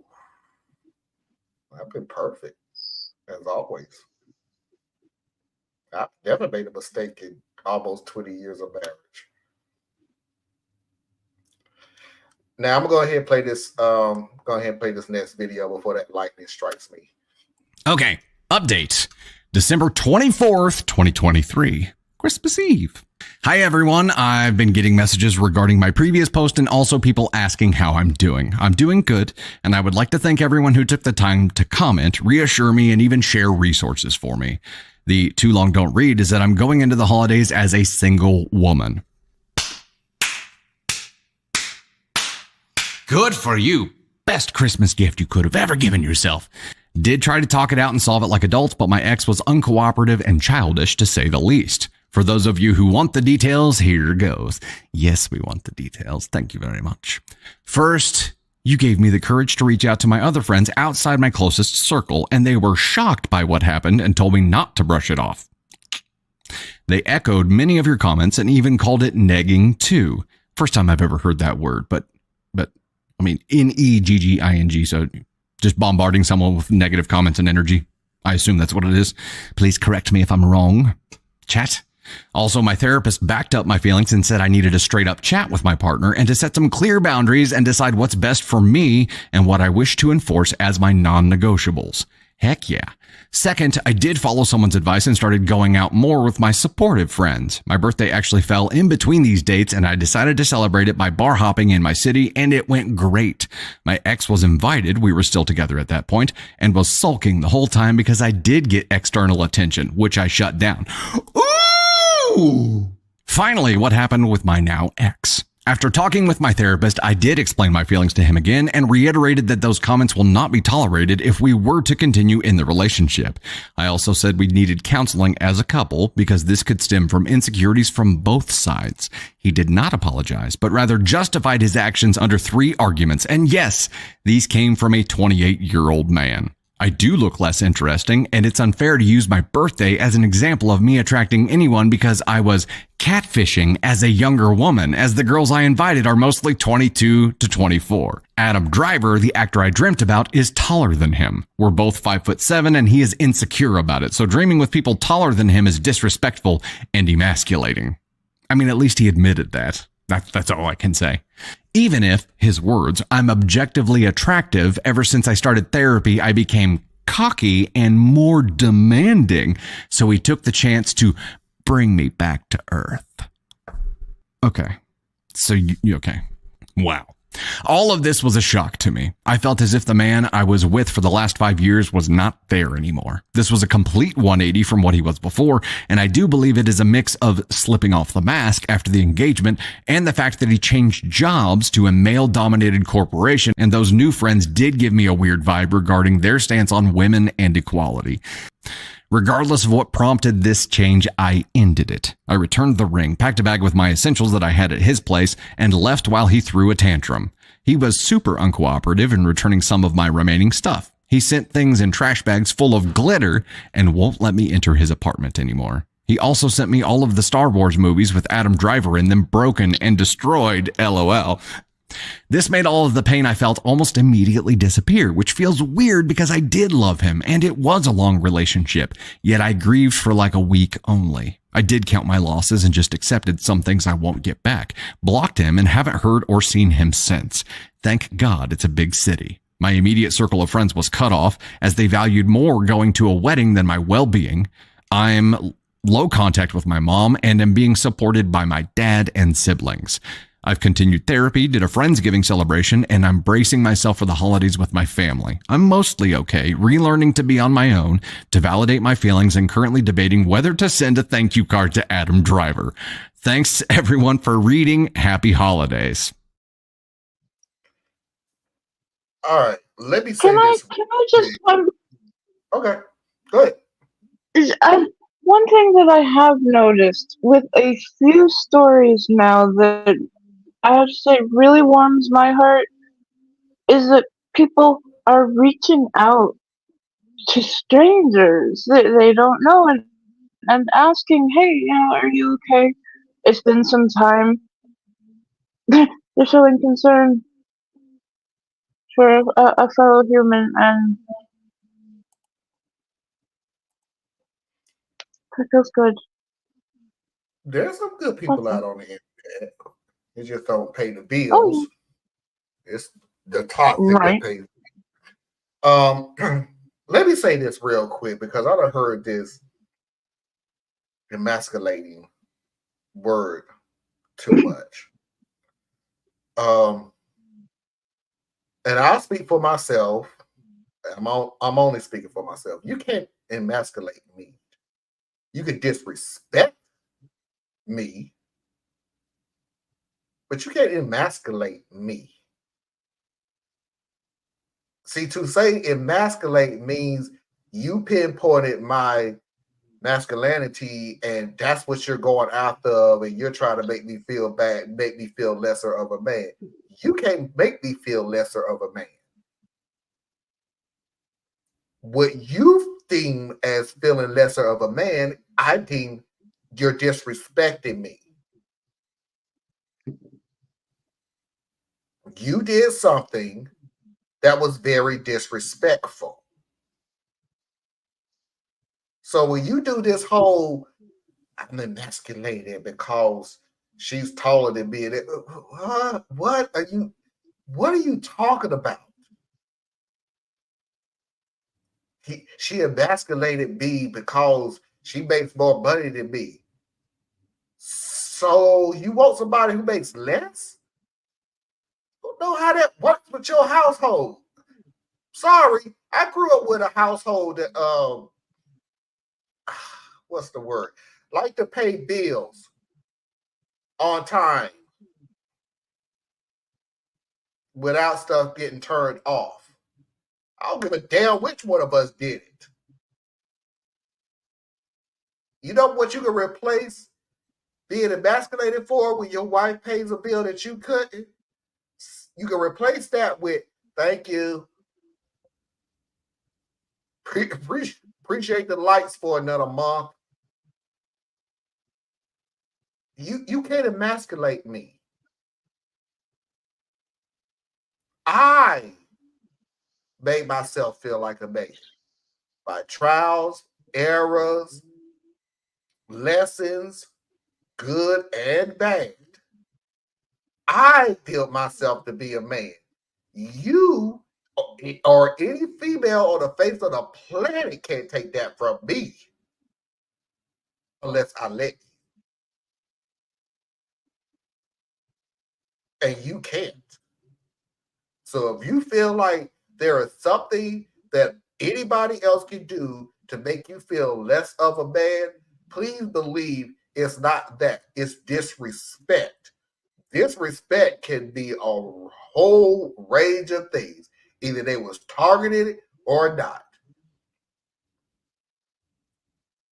You could deal with, and I've seen it before, so please do not argue with me. I'm not talking to the panel. I'm just talking to the people that's watching. I have literally seen women who get into arguments with other men just so they can bag and swoop in and take up for them. Why the hell you do that? What's stupid? That makes no sense at all. Because now you're purposely putting us all in danger. So I'm going to pull you out of the situation just like I will pull myself out of the situation and explain to you that no, I'm not going to show you how man I am by getting into a fist fight with a stranger. Because you have a poor definition of what being a man is. Now, you want to continue with that, you could go find you an idiot and deem him a man. That ain't me. That's not my style. Foxy has has said something to me. She's so profound when she's not here, but we're talking in private. She's so profound. She said you could tell the maturity of adults by them knowing what they're not willing to lose. In other words, when people are willing to go out there and do toxic things to the toxic world, they don't have anything to lose. But when you have a house and a mortgage and a wife or husband to take care of, and you got kids to raise and everything, you're not willing to put your ass through any of that shit for somebody else. I'm done. The only thing I would say about that's different than anybody else has really said is I have a little bit of a personal hang up when people talk about I'm losing the 5 years. I just don't see time the same way people do. I don't. Like, me being with you is not an investment in my time. Me being with you was an investment in a relationship. So I can mourn the loss of a relationship, but the time is irrelevant. Like, it's truly irrelevant. And did I enjoy the time we were together or whatever the experiences were, good, bad, mixture, all those good things. But how long?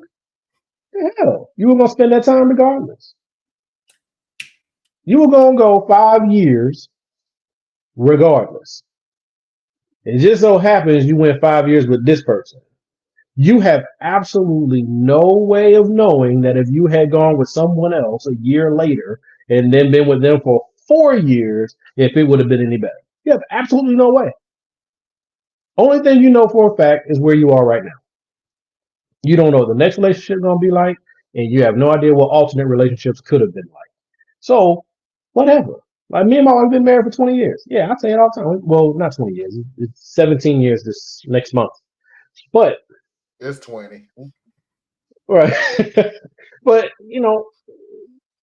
it's 17 because it's topical, right? When people talk about, how long they've been married, whatever. But if something were to happen between us, I'm not going to be like, I wasted 17 years. No. This is 17 years. And this is what we did. And we're not doing it anymore. And it breaks my heart that that's gone. But not the time. I just don't understand why we hang up so much on time. Because it's for me, it is truly irrelevant. All right. Anybody else? No? Oh, gosh. Yeah, it's getting late, bro. It is getting late. But really, he just... I have less sympathy for him with this whole... And okay, Parker, your serious question? They had the DVDs before. Whether it's from Her Like of Adam Driver, he was being vindictive. Yeah, thank you. Vindictive and just petty about, I'm gonna break your stuff or the stuff that you want or whatever. That's what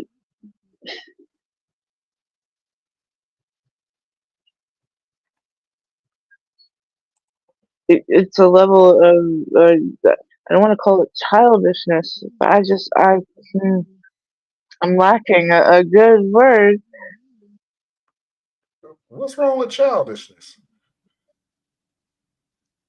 Because it's no different than when a woman throws your stuff on the front lawn or keys your car or burns up your stuff. Right, that you aren't able to that you aren't able to actually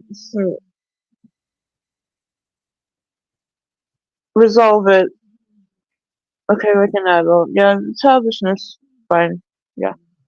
But I mean, Anna, think about it. This is a guy who's grown and has not come to terms with the fact that he's 5'7". Like he's still mad that he's short. He ain't. I mean, come on, bro. Let it roll. I mean, so to think that he's going to operate the way he treats her is a manifestation of his own insecurities, and he ain't gonna act right. And just to add So one if more he lashed out to her, if he lashed out at her when he was with her, please believe he gonna lash out on the way out the door. And just to add something else to you, Anna, we got to go back to the beginning of all this. This started off as a dream. A dream. Right. It was a dream. I don't know. I didn't have some vivid dreams, especially early in our relationship. Man, I used to have dreams that would have me wake up so daggone pissed off. Man, I wake up mad. And then one day my wife, I blame her for this, and she says it ain't her fault. But one day she said, you know what? I'm tired of getting in trouble because you having some crazy ass dreams. I wish you didn't dream no more. I swear I ain't had dreams for like 10 years. I couldn't remember nothing. She hexed you. Wow. Powerful. All right, last word, Anna.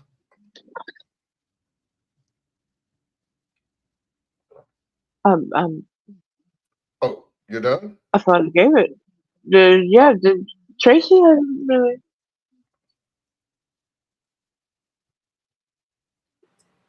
Yes, I know it's chirping everybody in the comments. Now I hear it. Let the record show that I didn't say nothing. No, but I'm gonna keep saying. But yeah, she did right to look. If you're in Europe, the average European man is 5'7". So if you just move to Europe, your average height. Sure, you're a little bit on the shorter side. So what? I'm 5'6". I guess women, that really doesn't matter. Like if I were like, I've always wanted to be like 6 foot tall. Like I always wish I was taller. At 6 feet, would you date a 5'7" man? I don't see anything wrong with dating a man that's shorter. I could have sworn at some point you said you want a man taller than you. I could have sworn you said that. At some point, I swear you said that. Well, but Thea's to take up for Tracy. But that doesn't mean you wouldn't, though. So that's wouldn't and would, but I would. Is two different want things. and wouldn't. I wouldn't date a man with children. Period. I don't care if them kids are grown. They could be grown all day. They better get out of my face. That I wouldn't do. But sure. I mean, if I'm 6 foot something, first of all, I'm a goddess. Thank you very much. But, dude, just move to Europe. You solve this whole problem by just moving to Europe. Whoa. Just get a bus ticket and go to Europe. Stop, Tracy. Wait a minute. Oh, okay. I get what you're saying. So you think he will average out if he goes to Europe? So yeah, because most European men are shorter. American men tend to be taller than European men, or men from Mexico. I'm sorry. I'm just saying. Viking men would be about 6'6". Either you get some therapy for your height issue, which is what I would actually recommend. Get some lifters or move to Europe. You got those. That didn't work out for DeSantis. No, he wore boots. That don't with lifters. No, he had to heel though. He had to heel. Yeah. That only works for a Prince, right? Only Prince can pull that off. If you ain't Prince, No, he couldn't. yes, he could. Oh, No, Prince could get your girlfriend, and he would have With on high heel makeup on. boots and makeup, and boy, bye. Yes, he could. All day, every day, every Man, Prince is stealing women left and right, man. Look like a little girl himself. Wait a minute. I'm like a half an inch shy of 6 foot. But I'm just saying, look, learn life. I know it's a chirp. I know my battery needs to be replaced. Okay, leave me alone. But what I'm saying is, dude, everybody's got something about themselves that they don't like. I, for one, wish I was a lot darker. I think dark-skinned black people are the most beautiful black people that I've ever seen in my life, and I would love to be there. Love to be. I'm not. I could go for about 3 inches taller and good eyesight. That'd be all I need. But you're Because already that way tall. my height will work with my feet. Well, Marlon, you're 5'8", right? I'm 5'8". Yeah. Oh, okay. You're not 5'7". And I'm 5'10" or 11, depends on how I'm standing at the time. See, well, Yeah, look at this because I literally could be standing straight up and be 5'9", but to be honest with you, 5'8" and 5'7". Right? I mean, I'm 5'7", but that for a woman, that I guess that's considered to be tall for a woman. Typical height is like 5'2". Average height is like 5'4". So, I mean, I think a lot of times what I heard, and this is usually young people, young women who would say it, they don't want to be with a guy that when they put on heels, they're the same height. Okay. What issues are we talking about? Listen, learn life Any now. heel. Okay, I'm officially going to say that I love learn LL. I'm sorry. Because LL is decided every time she hear a chirp, she go right, chirp. So, she has my humor. Stop abusing Tracy. Oh God. Every time she hears the word chirp, she go right, chirp. I just think this little guy be over here. Chirp. This little guy, I mean, this man, he got a little, what is it called when you have a short complex? You picking on him right now. Napoleon complex. But you call him a little man. I forgot what it was called. That's why he got problems now. No, you can't Tracy. You can't do that. You can't sit there and tell him he has insecurities. So little man. I was trying to think of what the syndrome was called. Look, whether you a little person, a tall person, a short person, you a person. Embrace your shortness. Look, you can either embrace your shortness, get a lift, or go to Europe. I'm giving you options. I've given you 3 workable options. Okay, LL, I'm gonna get on you real quick. My neurodivergence cannot ignore it. It's you may have neurodivergent. I'm not taking that away from you. It's a chirp. We all hear it. But then you come back and go, chirp. So I don't know if you're neurodivergent or you just like messing with Tracy by going. Everybody likes messing with me, and I don't know why. It's because I'm brilliant. It's my brilliance. That's what it is. Y'all jealous of my brilliance. That's what it. There it is, right there. Yep. My intellect, my ravishing beauty. Yep. Yeah, I wish I had it. And I can attest for life. It'll get replaced as soon as I get on Instacart, order a 9-volt battery with some other stuff. Well, in the interim, you can pull that battery out of the smoke detector. Literally. Yeah, but then what if I get a fire? I don't want to get up now. That thing ain't helping you. I'm just saying, then I gotta get out the chair, get out the podcast. I'm not gonna lie to you, Tracy. There's a reason why I said it irritates you so much that she would get up. How do you sleep through that? Because all I'm going to hear is that dog. Because my bedroom is way in the back, so I probably won't even hear it when I go to bed. So it don't hurt you to take the battery out of it. But here's what I would say: go online, go on like YouTube, Oh, because I can't remember which one is the better one to get, but there's one that's better than the other. So you get a blend of the two smoke detectors, but odds are the ones that are in your house are probably 5 to 10 years old, and you're supposed to replace them every 7 to 10 years anyway. So replace your smoke detectors. I bought some. They're literally sitting right next to the one that's wired into the wall, but I got one sitting right next to it. It comes with a sticky thing. You stick it up there, real easy, no muss, no fuss. Great little things. Cost me like, I don't know, $30, something like that. And I got like 3 of them or 2 of them. It'll get replaced, but I'm not gonna get up right now and be like, let me get the chair over here. Get on the chair. Oh, I Take concur. the bedroom I down. agree. And if it ain't bothering you in your off time, then let it keep chirping at you. It might, No, Parker, I was not lying. I could not actually hear it. And then when Marlon said it, that's when I literally heard it. Pardon me. We got her attention. Now she don't even know if she heard it or not. Chirp? Yes, it was a chirp. Question mark. All right, everybody, let's go ahead and move on. Real or nah?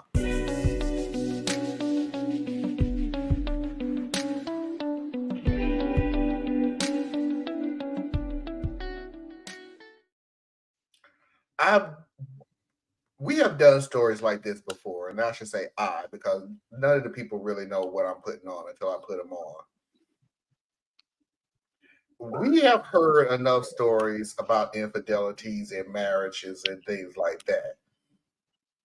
I'm not putting that aside. It's an infidelity. We get it. You cheated, whatever.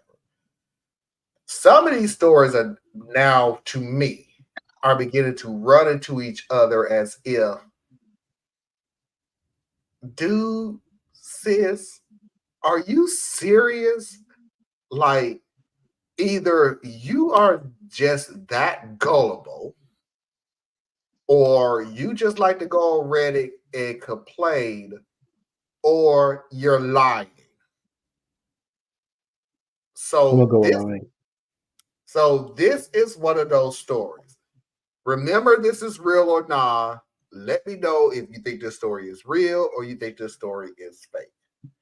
I'm a 35-year-old man, and last night my fiancée, a 38-year-old woman, left in the evening to give a friend's son a ride back to his home. She implied that she'd be home before 9. She left at around 7:45 p.m. 10:15 rolled around and she still wasn't home. I texted and she apologized to me, saying that her friend's son was actually in the next town over, maybe 30 minutes away, and she was coming home now. 11:45 rolled around and she still hadn't come home, so I called her, no answer. I texted her, no response. I was getting very upset. 12:30 rolled around and still no response and no answer to my phone calls. I was extremely angry. 1:30 rolled around and my anger had completely transformed into worry. She wasn't answering my calls and my texts weren't read. Around 1:45 in the morning, I called the cops. I've always heard that the first 24 hours of someone being missing is the most important, so I didn't want to delay.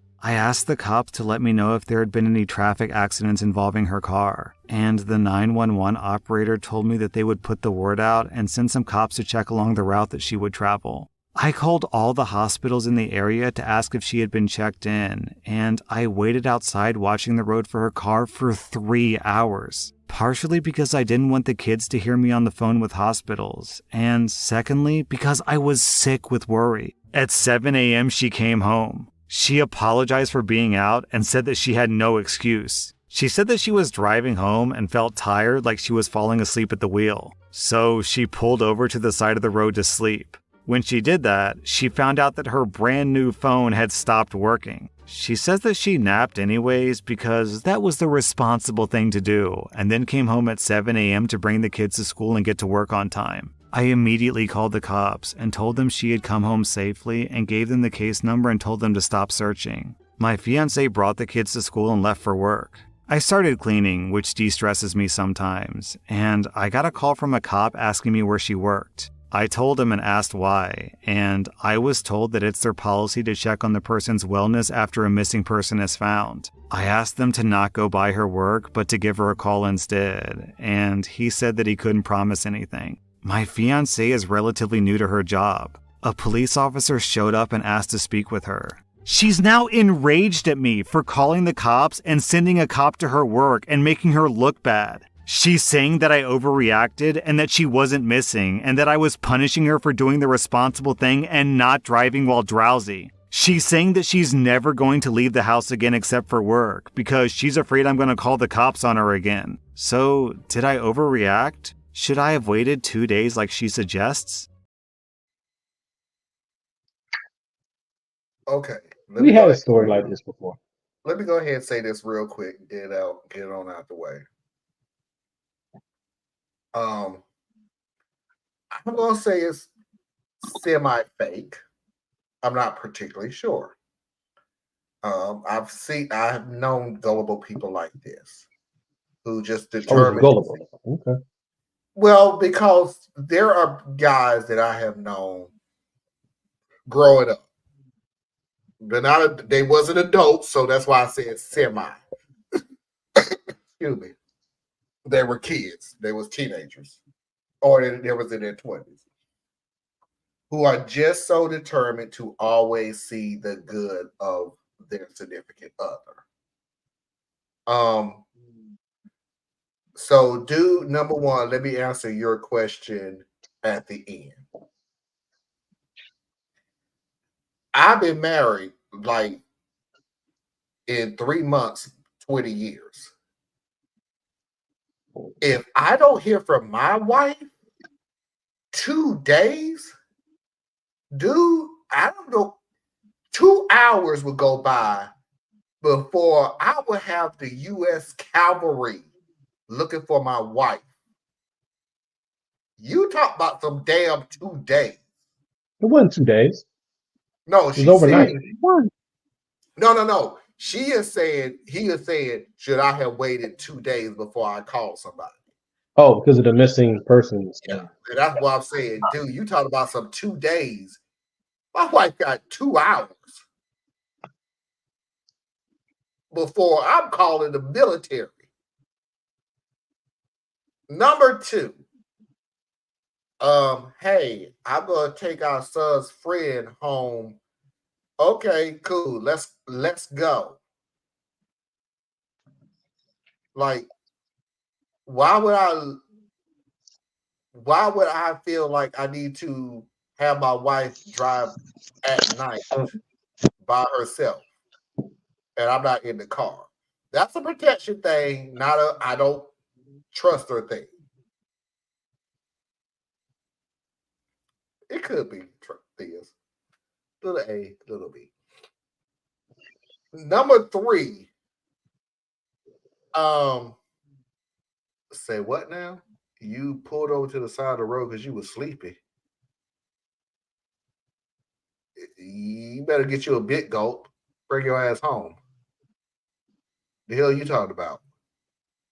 Because my next question is, if you're so sleepy that you pulled up to the side of the road to go to sleep, why the hell did you drive away now anyway? Like, you didn't start driving and all of a sudden, oh my God, I'm so exhausted. Yeah, you can. No. I know when I'm too sleepy enough that I'm not going to drive. That I know it's going to come. No. Go ahead and finish, because I got a whole... Yeah, go ahead. This is interesting to me. Number 4, and here is the creme de la creme of the whole situation. Any other person would sit there and go, oh, thank you. I didn't know that I put you in a scare that you had to call the police. I'm so sorry. I promise I will never put you into that type of situation ever again. I will try to do my best to communicate with you so I would not put you and our children in that situation again. That was just really wrong of me. I apologize. Oh, that's a long apology. You, on the other hand, Oh my God, I'm never leaving the house again. Lord have mercy. You just put, oh my God, and things I'm ignoring you because you want your apologies to be sorry. You're not gonna accept it? Okay. I'm not gonna give you my sorry. I'm not gonna give you your sorry. So I'm ignoring you. In case anybody is new to here, this mentality is sorry, and that's it. I need to know what you're sorry about so we can understand exactly what the issue was. We know what the issue was. No, I don't. You know what you were sorry about. You literally just used a word. No, it's not that simple. I mean, it would be something along the lines of, "I'm sorry that happened," and the explanation she's already given him. We're done. Like that's it. But like I said, finish yours because mine's different. But I'm done because yours is All gonna right, be so 50 times deeper into nuances than mine. So we need it all the ain't time. even that deep. It ain't even that deep. But here's what I find so interesting to me, because I'm consistent to what my last position was on a similar story, where the girl went out with her sister and got drunk, and then ended up sleeping at the other dude's house, and then showed up, and I said, whatever happened, our relationship is over. I don't give a damn what all the moving parts are. We're done here. Right? Like, I can be wrong in my assessment, but that is my assessment. We're done here. Okay? So this is his fiance. Everything she said could be very, very true. She did not expect to have to drive as far as she did. She may not be accustomed to doing that kind of driving at night. She was drifting off while she was driving back, and rolling down the window and turning up the music just wasn't working for her because she's not accustomed to. I don't know. There's so many things that could make the story true. She didn't bother charging her phone because she originally thought this was a 1 hour round trip. So her phone was at 25-30% when she left instead of being at 60-70%. So by the time she was getting back, the damn thing was dead. Huh? It was a new phone. Yeah, so any number of things could have happened to make everything she said true. What I'm saying is all irrelevant. Because see, the funny thing about me is, and this is just a prerequisite of being with me, the ladies I've been with for a real relationship, they know me. They know my crazy behind, right? So one, kind of like what Marlon just said in his explanation, ain't no way in fuzzy dice that my lady is driving anybody anywhere in the middle of the night. I do that, right? Because if somebody gonna get in an accident or whatever, that needs to be me. If the car gonna break down and you stranded on the side of the road, that needs to be me. That is that patriarchal, emotional, controlling, all them terms side of me, right? So she ain't gonna be on the road like that.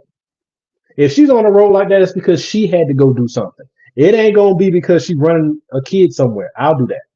Okay. Now, that's that part.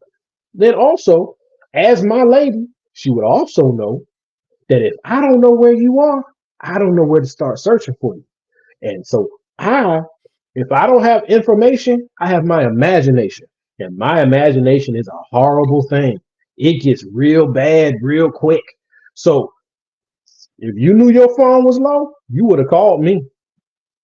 You could have called me and told me your phone was low, so I could go ahead and get mad now, as opposed to wondering where you are when your phone's dead. Okay, because by the time you show up 6 hours later, I got no use for you. My stuff is pretty much like I got the kids set. I probably done already dropped them off at your parents' house. We are good here. Okay, and so yeah, that's where it just for me it would be a different thing.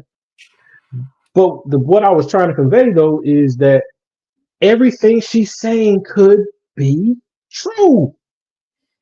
And everything he did, I've actually done.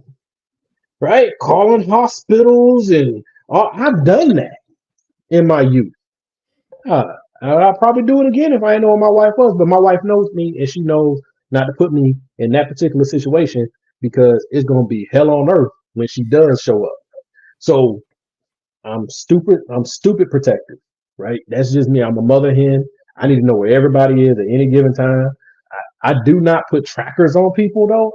Like, I don't understand that. I know it's a weird pivot, but the people who put trackers on each other's phones, why? Why? You really think somebody kidnapping your family? You don't watch too many damn movies. They got a phone. Let them text you. Let them call you. Give them that level of autonomy and freedom. I do not need to LoJack my wife to know where she at. If she gonna cheat, guess what she gonna do? Turn off the phone, leave the phone, any number of things with the phone. I don't need to LoJack my loved ones. At that part I've just never really gotten with, but I guess that's that 90s that 90s thing that's still stuck in because we ain't had that. But okay, there you go. All right, before I let Tracy and Anna make a comment, let's go ahead and get into the second part of the video. Down in the comments, someone says, "Not the butthole, but you know that this isn't the truth, right?" And OP replies, "I did ask her about why her brand new phone stopped working, and she eventually confessed that she dropped it in a puddle. But when she got home, it seemed to be working." Edit.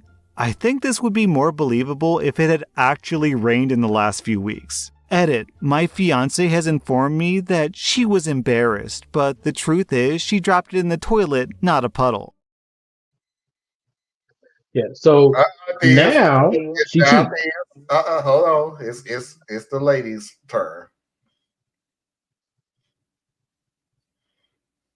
Tracy? This chick is cheating. I don't even know, like, why we sit here talking about, oh, she could. Listen, I am not Perry Mason, Nancy Drew, Matt. I'm not none of them. I know she's cheating. Her phone went dead. Girl, bye. You know they do have these things called car chargers, and you put it in that little thing where the little smoke that you used to light your cigarette, and you put it in there. And yes, I do hear that chirping. She's cheating. She's cheating. I don't know how I can say this any less than I'm saying. She's cheating. Ditch her now. She is cheating. She is a cheater, pumpkin eater. She is cheating. Cheating. Is she cheating, Tracy? Cheating. Did she say cheating? No, I think she said cheetah. I said cheating. Oh, like she taller. Oh, I thought you said cheating. I'm sorry. Cheating. Cheat. No, it's sheeting. Sheeting. Like she puts up drywall. She was sheeting in the middle of the night? That's a dedicated individual, boy. It's a hard worker. Gracious. That's a keeper. Anna.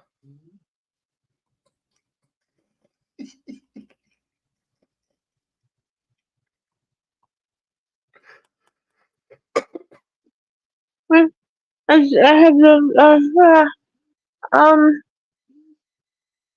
By the way, folks, this has always been a thrill of mine to F with Anna so much that she's laughing her head up that she can't talk. Oh, it's such a joy.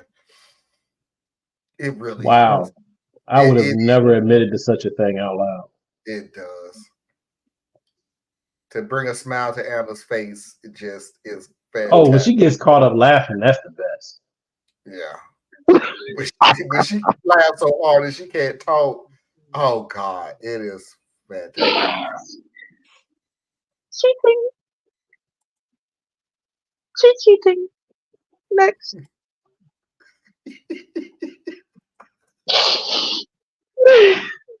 Let's shut the show down, everybody. Foxy's videos of the week.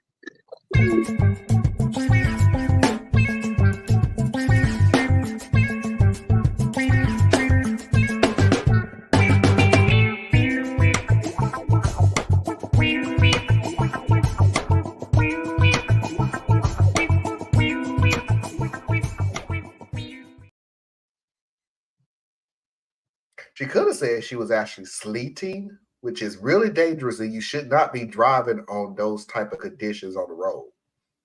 But if she was sleeting, then she needs to go see her gynecologist because that's a different kind of discharge that I'm not familiar with. Well, that went gross really freaking quick, and I'm concerned for her health. And today's health. okay, I kind of You're a monster. You're a monster. Oh my goodness, you're a buttons. This next video is for Anna. I am concerned for Anna. Concerned because dogs are very, very dangerous.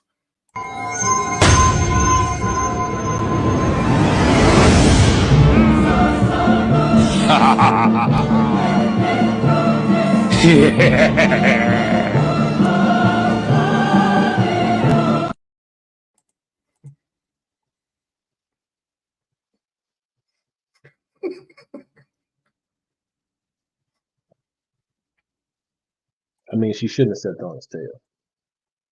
And she wasn't even going to apologize. What happens, happens.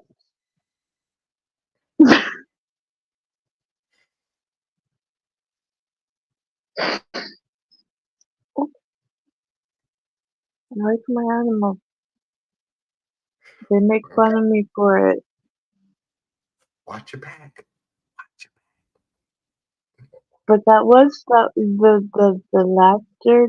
There are some times when they're kind of sleepy and they roll over on their back and this evil grin comes over their face. I wonder. Sometimes. Saw that frog video. Just saying. Just you never know. Now my dog is very well trained. Very. You know, now I'm gonna take this on a whole nother angle, right? So think about this, right? So we got our dogs, and we're like, well, my dog's very well trained, and you know what I'm saying, it does what I say, when I say, how I say, as I say, you know what I'm saying? So what about that dog's autonomy? How can you imagine if that dog is capable of higher level intellectual thinking, how much the dogs of the world actually resent us? Like there's a reason why many people call themselves master of the dog. See, that the dog has no rights and privileges of its own. It does not control its comings and goings, and you feed it whatever you decide to feed it. That dog may hate people. One day the dogs are going to get together and they're going to get with the farm animals, and the farm animals going to get with the field animals, and they're going to raise up and they're going to slaughter the human race. We shall overcome. No, sir. No, sir. We're not doing that. We're not doing that. Have you ever met a working dog? For real? Yes. Yes. They are extremely happy. Wait. And they do have autonomy. They do have. First of all, I was being funny. But the second thing is, even a working dog is working because we gave it a job. And yes, it seems to be happy and enjoying itself. I'm not debating that if we want to go serious on it, but it's still a matter of we have dictated what this animal is going to do and in what capacities. That's still what it is. Like, you can get way out there in left field like PETA does and start looking at every animal like it's a person, right? Or you know, wherever you find yourself on the continuum. But what I was saying is we still are dictating the role of various things because we are, in theory, the more evolved of the animal kingdom. Because we shape our environment versus being shaped by our environment to the same degree anyway.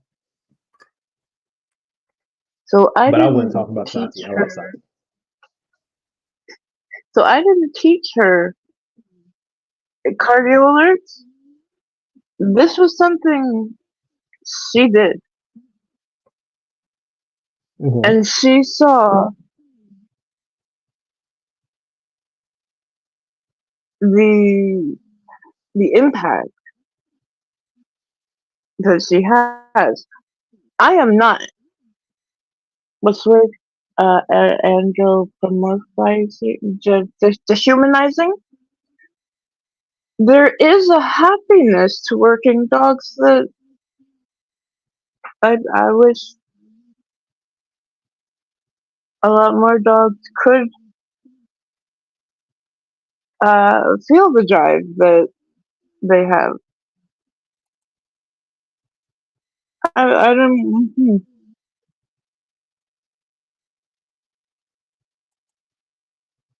Apparently, I struck a nerve, and I apologize for that. But that is absolutely not any way Now, what I was I'm talking not.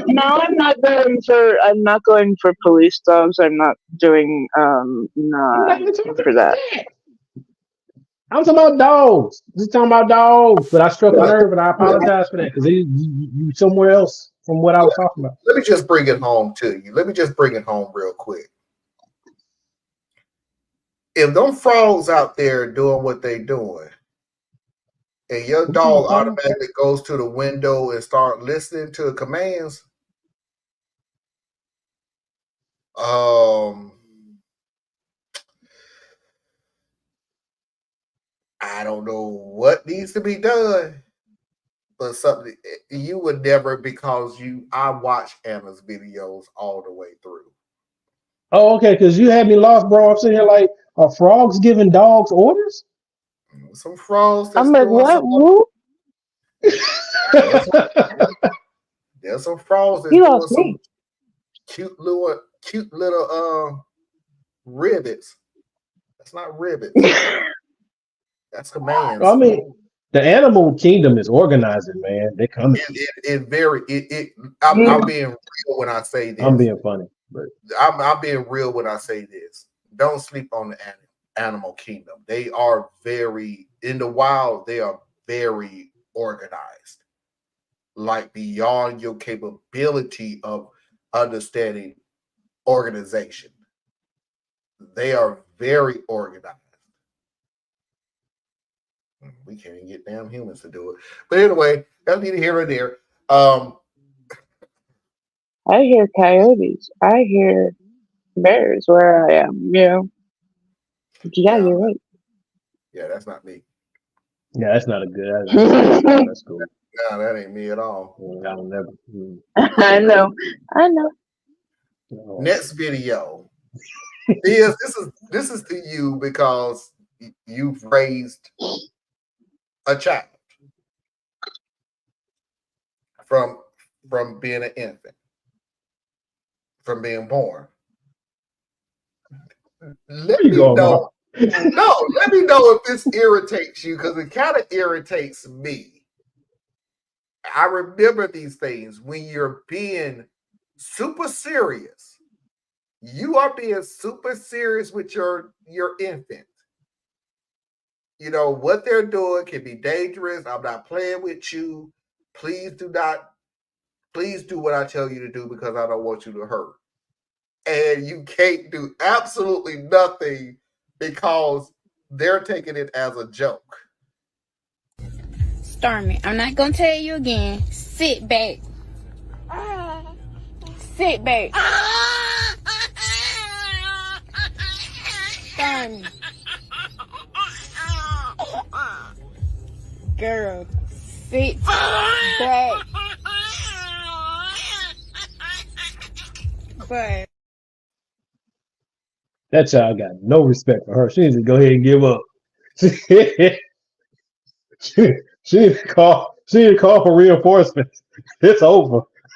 You can't do nothing. It's so I can't relate though. I can't. I'm literally I'm serious. Right it's now. funny, but yeah. You needn't do what I tell you to do because it's dangerous, and it's just like, this is the greatest moment of my life. I can't help. It's like, I'm not trying to make this funny for you.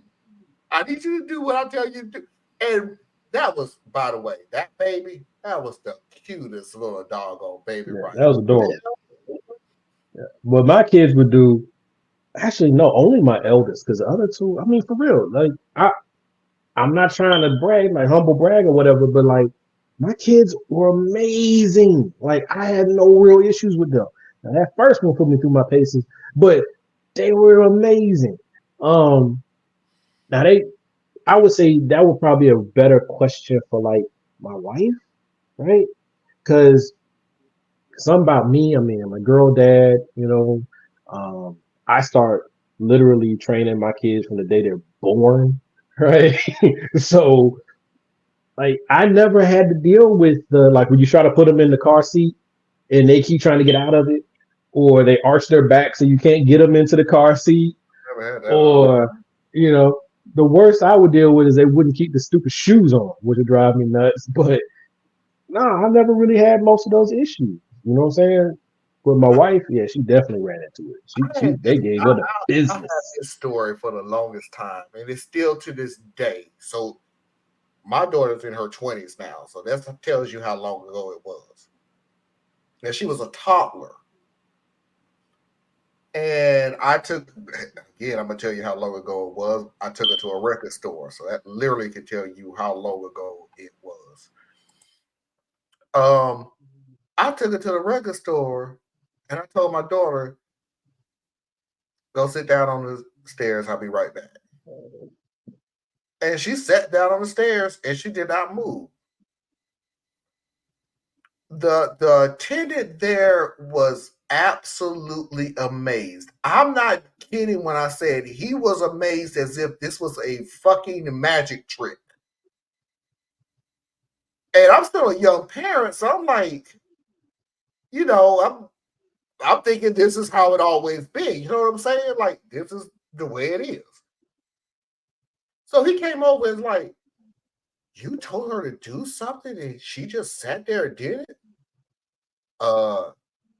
Yeah. Like, how did you get her to do it? Because I told her to. I'm not joking. It's not like I was being mean. Like, it's like, isn't this not how it works? Like, I'm the parent. She's a child. I tell her to do something. She does it. This is not a magic trick, bruh. Do what I tell you to do. And then we can roll for the entire day. But you acting like I pulled a rabbit out of my hat or something. I was so confused. It's like, is this not how all parenting is? You tell your child what to do and they do it? Was there a cultural difference between you and the attendant? He was white. Okay. And I'm not saying this for all, because I mean, it's really more of a class distinction more than a racial distinction a lot of times. But generally speaking, for Black children, what do? We teach our children to be still, be quiet, be aware of their surroundings, stay right here. If I can't feel you, you are too far away, right? That's what we do. Most or a lot of white families, it's different because they haven't been like downloaded into their culture a fear of someone harming their child, right? So their children test their environment. Their children are a little more free to explore and challenge that which is around them. I can't even count how many times I would be sitting there and one of my daughters, when they were babies or young, would be sitting right next to me or sitting on my lap, and a little white kid would just be running all over the place and climbing on the bars on the bus and doing all these different things. They weren't being bad. They were just active as hell, right? Because they had mastery of their environment. They were free to just move. A Black child is not afforded that luxury because we can't afford to give them that luxury, because we need them to know the world is dangerous, right? We're not teaching our children that you can conquer this world. We're teaching our children to survive this world. whole different dynamic in how you're raising your kids. So I remember we were at Cracker Barrel, and it was me and one of my homeboys. Where was that at this? Where? There's this barrel place. They got these rocking chairs on the front porch, and like a rummage sale. They got a hoarder's rummage sale when you first walk in the door. Right? You knew what you said was gonna start some shit. You knew And what you said. and some of the sorriest food that you could ever have. But anyway, we were in there, and it was one of my daughters and one of his sons, and they were really little. And we had our lunch. Everything's cool, and this little old white lady, I still remember it was so sweet. Little old white lady comes over to us, and she's like, "Your children are so well behaved. They were quiet the whole time, but I could see they were having fun." And she paid for our entire meal, like all four of us paid for our entire meal because she was that impressed with something like that. Now, there's a part of me that's like, that's like positive racism, right? Like you are surprised that my children can behave. What the hell? But at the other hand, it's like we don't teach our children generally the same thing. We live literally in two different worlds, and that's a lot of times why I don't get into debates with people about various topics. It's why I don't allow myself to get baited into being angry about certain things, because we literally are living two different worlds. So through their worldview, it doesn't make sense. Some of the things that we do or say or complain about or raise as concerns, it just doesn't make sense because it's not their world. And then we look at them because we have to know our world and we have to know their world. So we do understand a lot of those differences. We just don't know what it's like to live it.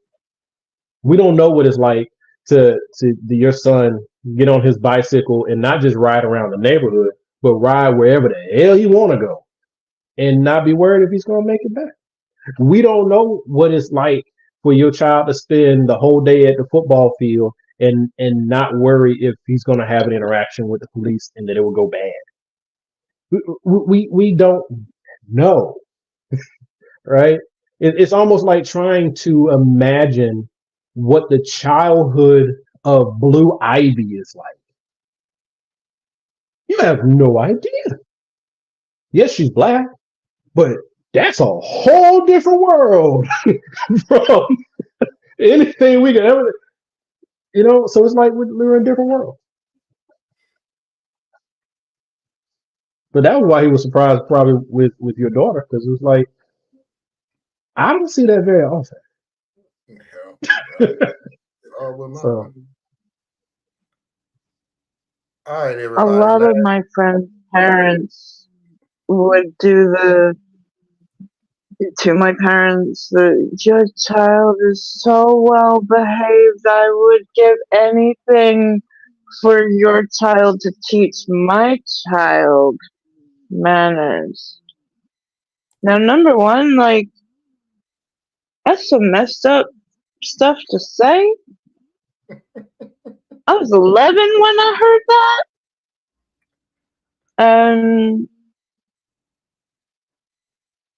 My friend also heard that. Talking about Tracy. Tracy coming over here and start giving me baby fever. I purposely went out of my way to do that. I purposely did that. First time that baby has a blowout on you in public. Yeah, that was. You'll be over it. That ain't always. Trust me. Little nasty. How you got poop by your neck? How? Yep. Yep. And and Theus is trying to say it like it's a joke. That's not a joke. It's like, it's not. How did you get poop up inside the middle of your bag? I'm so confused. How is this behind your ear? I don't understand. Help me. And what? And look, and you don't say this to your child. You don't, but you said it in the back of your head. How do you get poop to the middle of your back? The second thing, you don't say this out loud, you said it in your head. Why the fuck is this funny? It's not funny. You Oh, I think it would be hilarious. What the hell is wrong with you? It's hilarious. We can know. If you're the baby, this is hilarious. It's very hilarious, but it's not hilarious to you because I gotta clean this. The hell? And then you sit over there eating the smile of this shit, and I'm literally over here like, I have no idea how I'm gonna get this shit out of this. But God, what the hell did I feed you? The hell is wrong with you? Stop smiling at me, damn it! Yeah. Funny story. All right, so this is dating myself. So me and my first wife, and it was when our eldest daughter was a little bitty baby, right? And we went to Olin Mills to get pictures taken. No, we went to Sears. We went to Sears to get pictures taken. So we had Janae in this little red outfit with ruffles and lace on it, and it was tight. Like, there's no way I would have put this child in this, but this is the look that my then wife wanted. So we got this baby in there, and she's swaddled, and she's all set and all that. I'm the one who, my ex-wife was great with her too, but I took her to go change her. I go in the bathroom to change my daughter. She had a complete blowout. As I start to unwrap her and I'm just finding more and more. And as I get her undressed, it keeps coming. And I'm just freaking out because I'm in the bathroom and I'm out of wipes. I ain't got nothing left. I mean, the child has just wrecked me. Yeah, I'm a good. I looked at some random this random dude, and I said, I need you. And this is how I remember it was funny. I can remember how I felt. I was like, I need you to go out there and find my wife and tell her we have to go. He's like, I don't know your wife. She'll be just outside the door. I was so freaked out, man. I had to take the child wrapped in my shirt because there was nothing else I could do. I had ruined everything trying to clean this little monster of poop. I was like, how did this even fit inside of you? What is this? Thank you. Okay, I'm sorry. I swear I was gonna move on. But I have to add this to the thing. I just have to add this. How the fuck is this possible? You like $110. What the fuck? Well, 8 pounds, 7 ounces. But still, how the fuck did this get into you like this? Look, I literally cleaned her up, put her to sleep, and I immediately went downstairs and go, I'm going to read every fucking ingredient on every damn thing that I feed her, because whatever the hell it is, it's not happy. This is terrible. Something is wrong. You drink milk. Why is your poop grainy? What is this? What the hell is going on? Why are you farting like a grown-ass man? What the fuck is going on here? This is not even possible. And it changes on a dime because for like the first 6 weeks, it doesn't even have a smell. There's like no smell. The only way I could, like, this was me when they were babies. In order for me to tell if they had a number 1 or a number 2, I would just stick my finger in the back of the diaper. If it came out dirty, then I knew that she pooped. If she didn't, I knew I had a little bit of time and I could get through this. But there's no smell when they're that small. But when the smell starts, you're dealing with a grown person. It's like... I'm sorry, Tracy. I missed your comment, but I'm sorry. And like I said, again, I know that they're little babies. You mentally have to say to yourself, they are little kids. They are little babies. They're not doing it on purpose. But sometimes I sit there and look at you like you doing this shit on purpose. Like I'm changing your diaper. You have peed in your diaper. I am changing your diaper. Why the fuck are you peeing again? I am literally changing you right now. You did that shit on purpose. Like, you held that shit until you saw the diaper come off, and now all of a sudden, the air hit it, babe. The air hit it. You ain't never drove all the way home. You know you got to go to the bathroom, but it's only when you get out the car, all of a sudden you're in a tight. No. Or when you get to the door, you're fine, and you put the key in there, and all of a sudden you're in a tight. Okay, then let me put it to you this way. Let me change it up a little bit. Let's go from the back. In a tight is a black term. I don't know if other people use it. Let me go from the back part to the front part. I done fed you like 3 damn hours ago. You've been playing for 3 hours. You've been jumping up and down for 3 hours.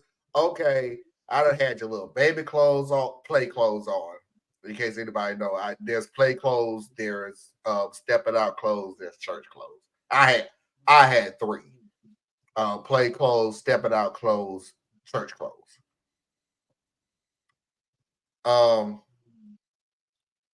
Yo, chick, why the fuck is your damn stomach all of a sudden that you need to throw up after I put your church clothes on? Your ass been doing damn somersaults for the last 2 damn hours. Ain't shit happened. All of a sudden, and you held that in your stomach all the way till I dressed you. I come put you in the car seat, put you in the car seat, drive you all the way to church. I turn around and get you out of the car seat.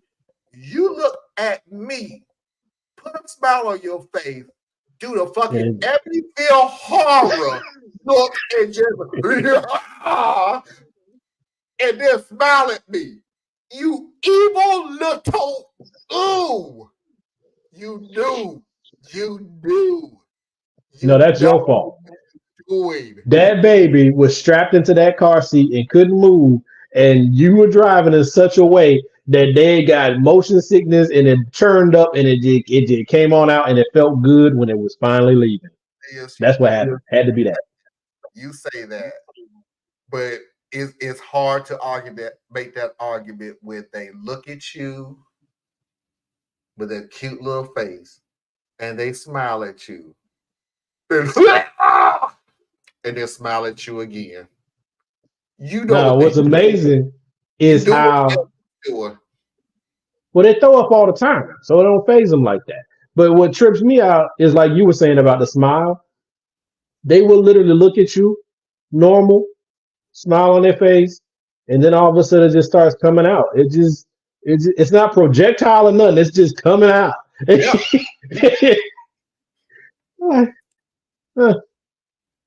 All right.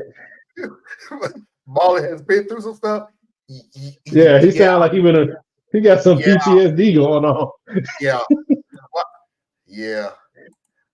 All right, everybody. Last video of the night. I said that the month of February and probably going forward that I was going to display musical talents. And I do have one for today, and I do have one for tomorrow.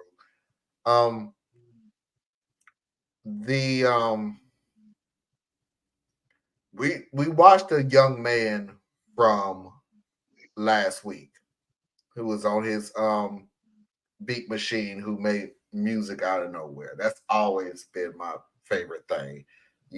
Simple beats that turn out to be symphonies. So what I did find was a group of guys who have found a way to do exactly that. It's a simple beat, and they made it magical. I named it Music Out of Nowhere. I need you to give me this line, but make it pretty. Put some spoon sauce on it. Okay, spoon sauce. Boom, boom, boom, bum, bum. Ba-na-na-na-na-na-na. Boom, dum, dum. Ba-na-na-na-na. Like dun dun dun dun dun dun boom dun dun dun dun. Keep going.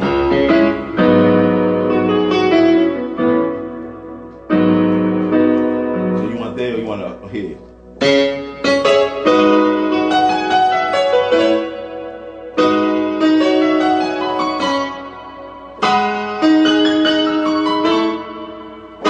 Well, give me the pop.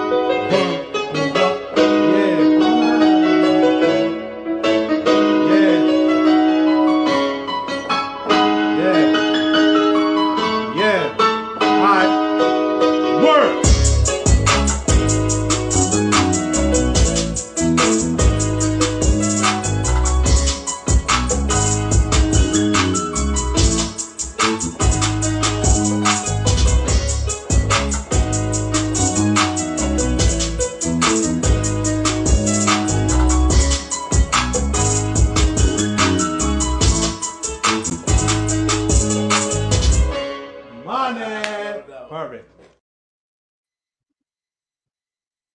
Yeah, I love watching our young people do their creative stuff, man. And what's wild though, here's what's wild to me. The same thing I said about the brother sitting in the truck, right?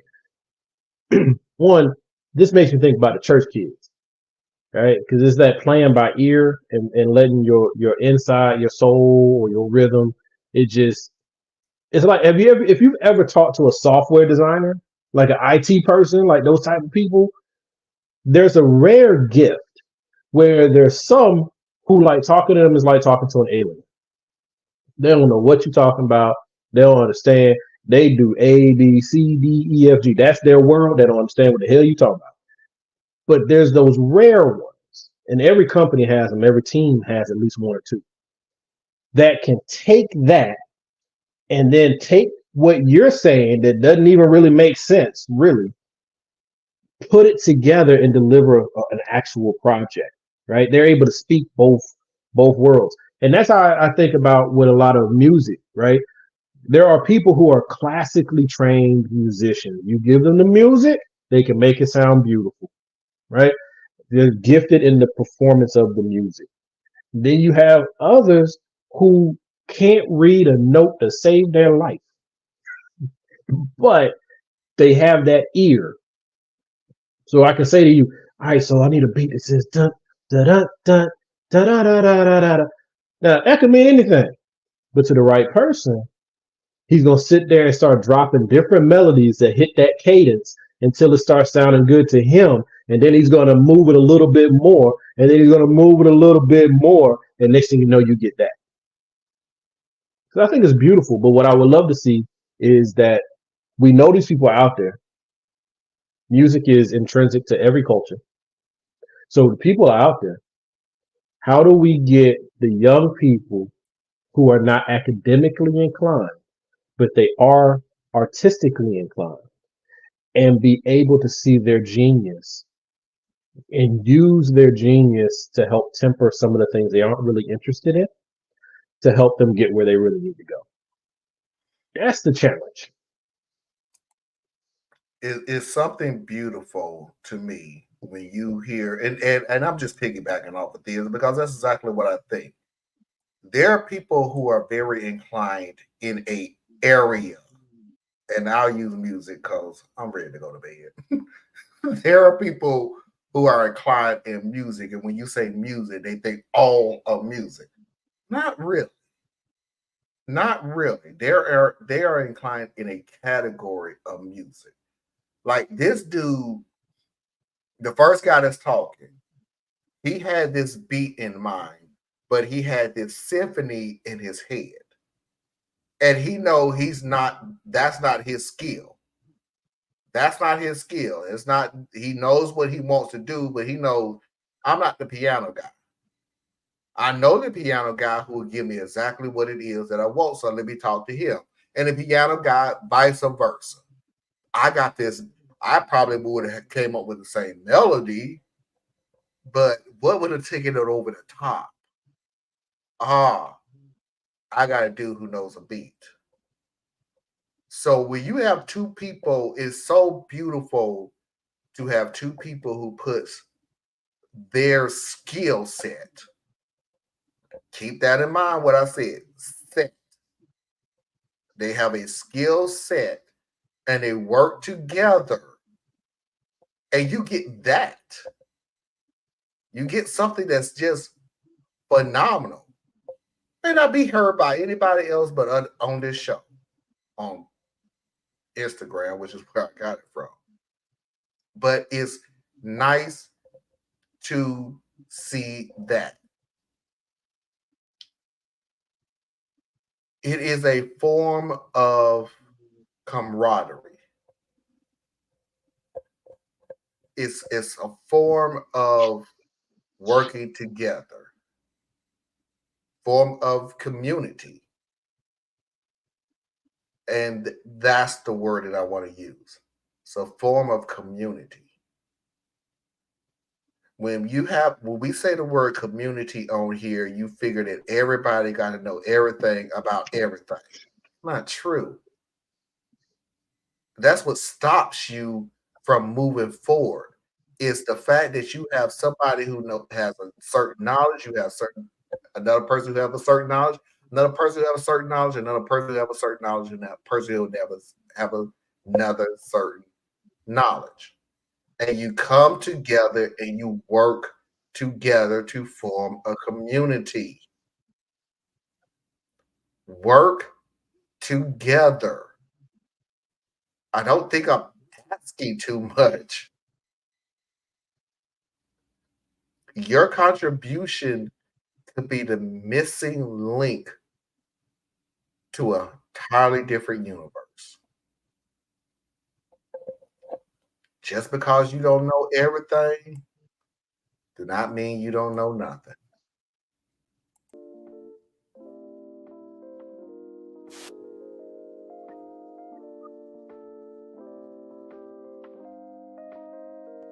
Oh, I keep forgetting this has a lag in it. Tracy, tell everybody where they can find you.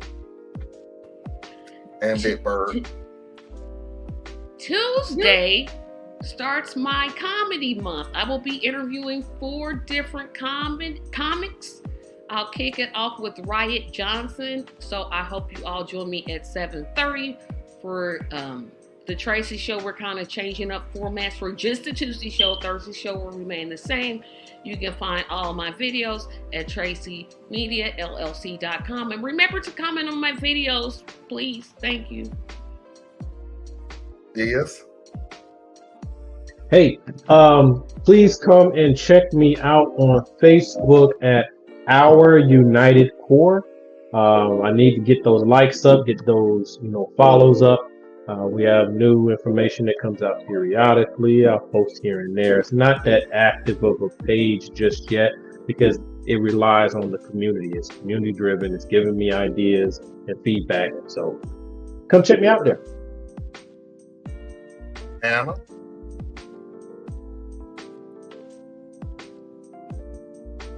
That music took me to a place.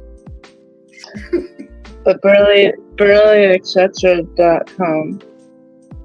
There's a lot that I could talk about. I know so many talented people. They have the music in their head, they don't play an instrument. Okay. So many talented people out there. That was beautiful. Thank you, Marlon. Oh, wait till tomorrow. Looking forward to it. I appreciate Tracy. I appreciate this. I appreciate Anna, who, by the way, lasted way longer than I thought she would. So me too. I thank her so much that she hung in there. And until next time, we will see you when we see you.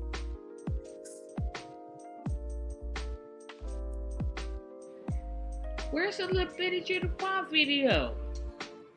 God dog it, I did forget that. You didn't know Trump has rendered that video illegal? Oh, damn.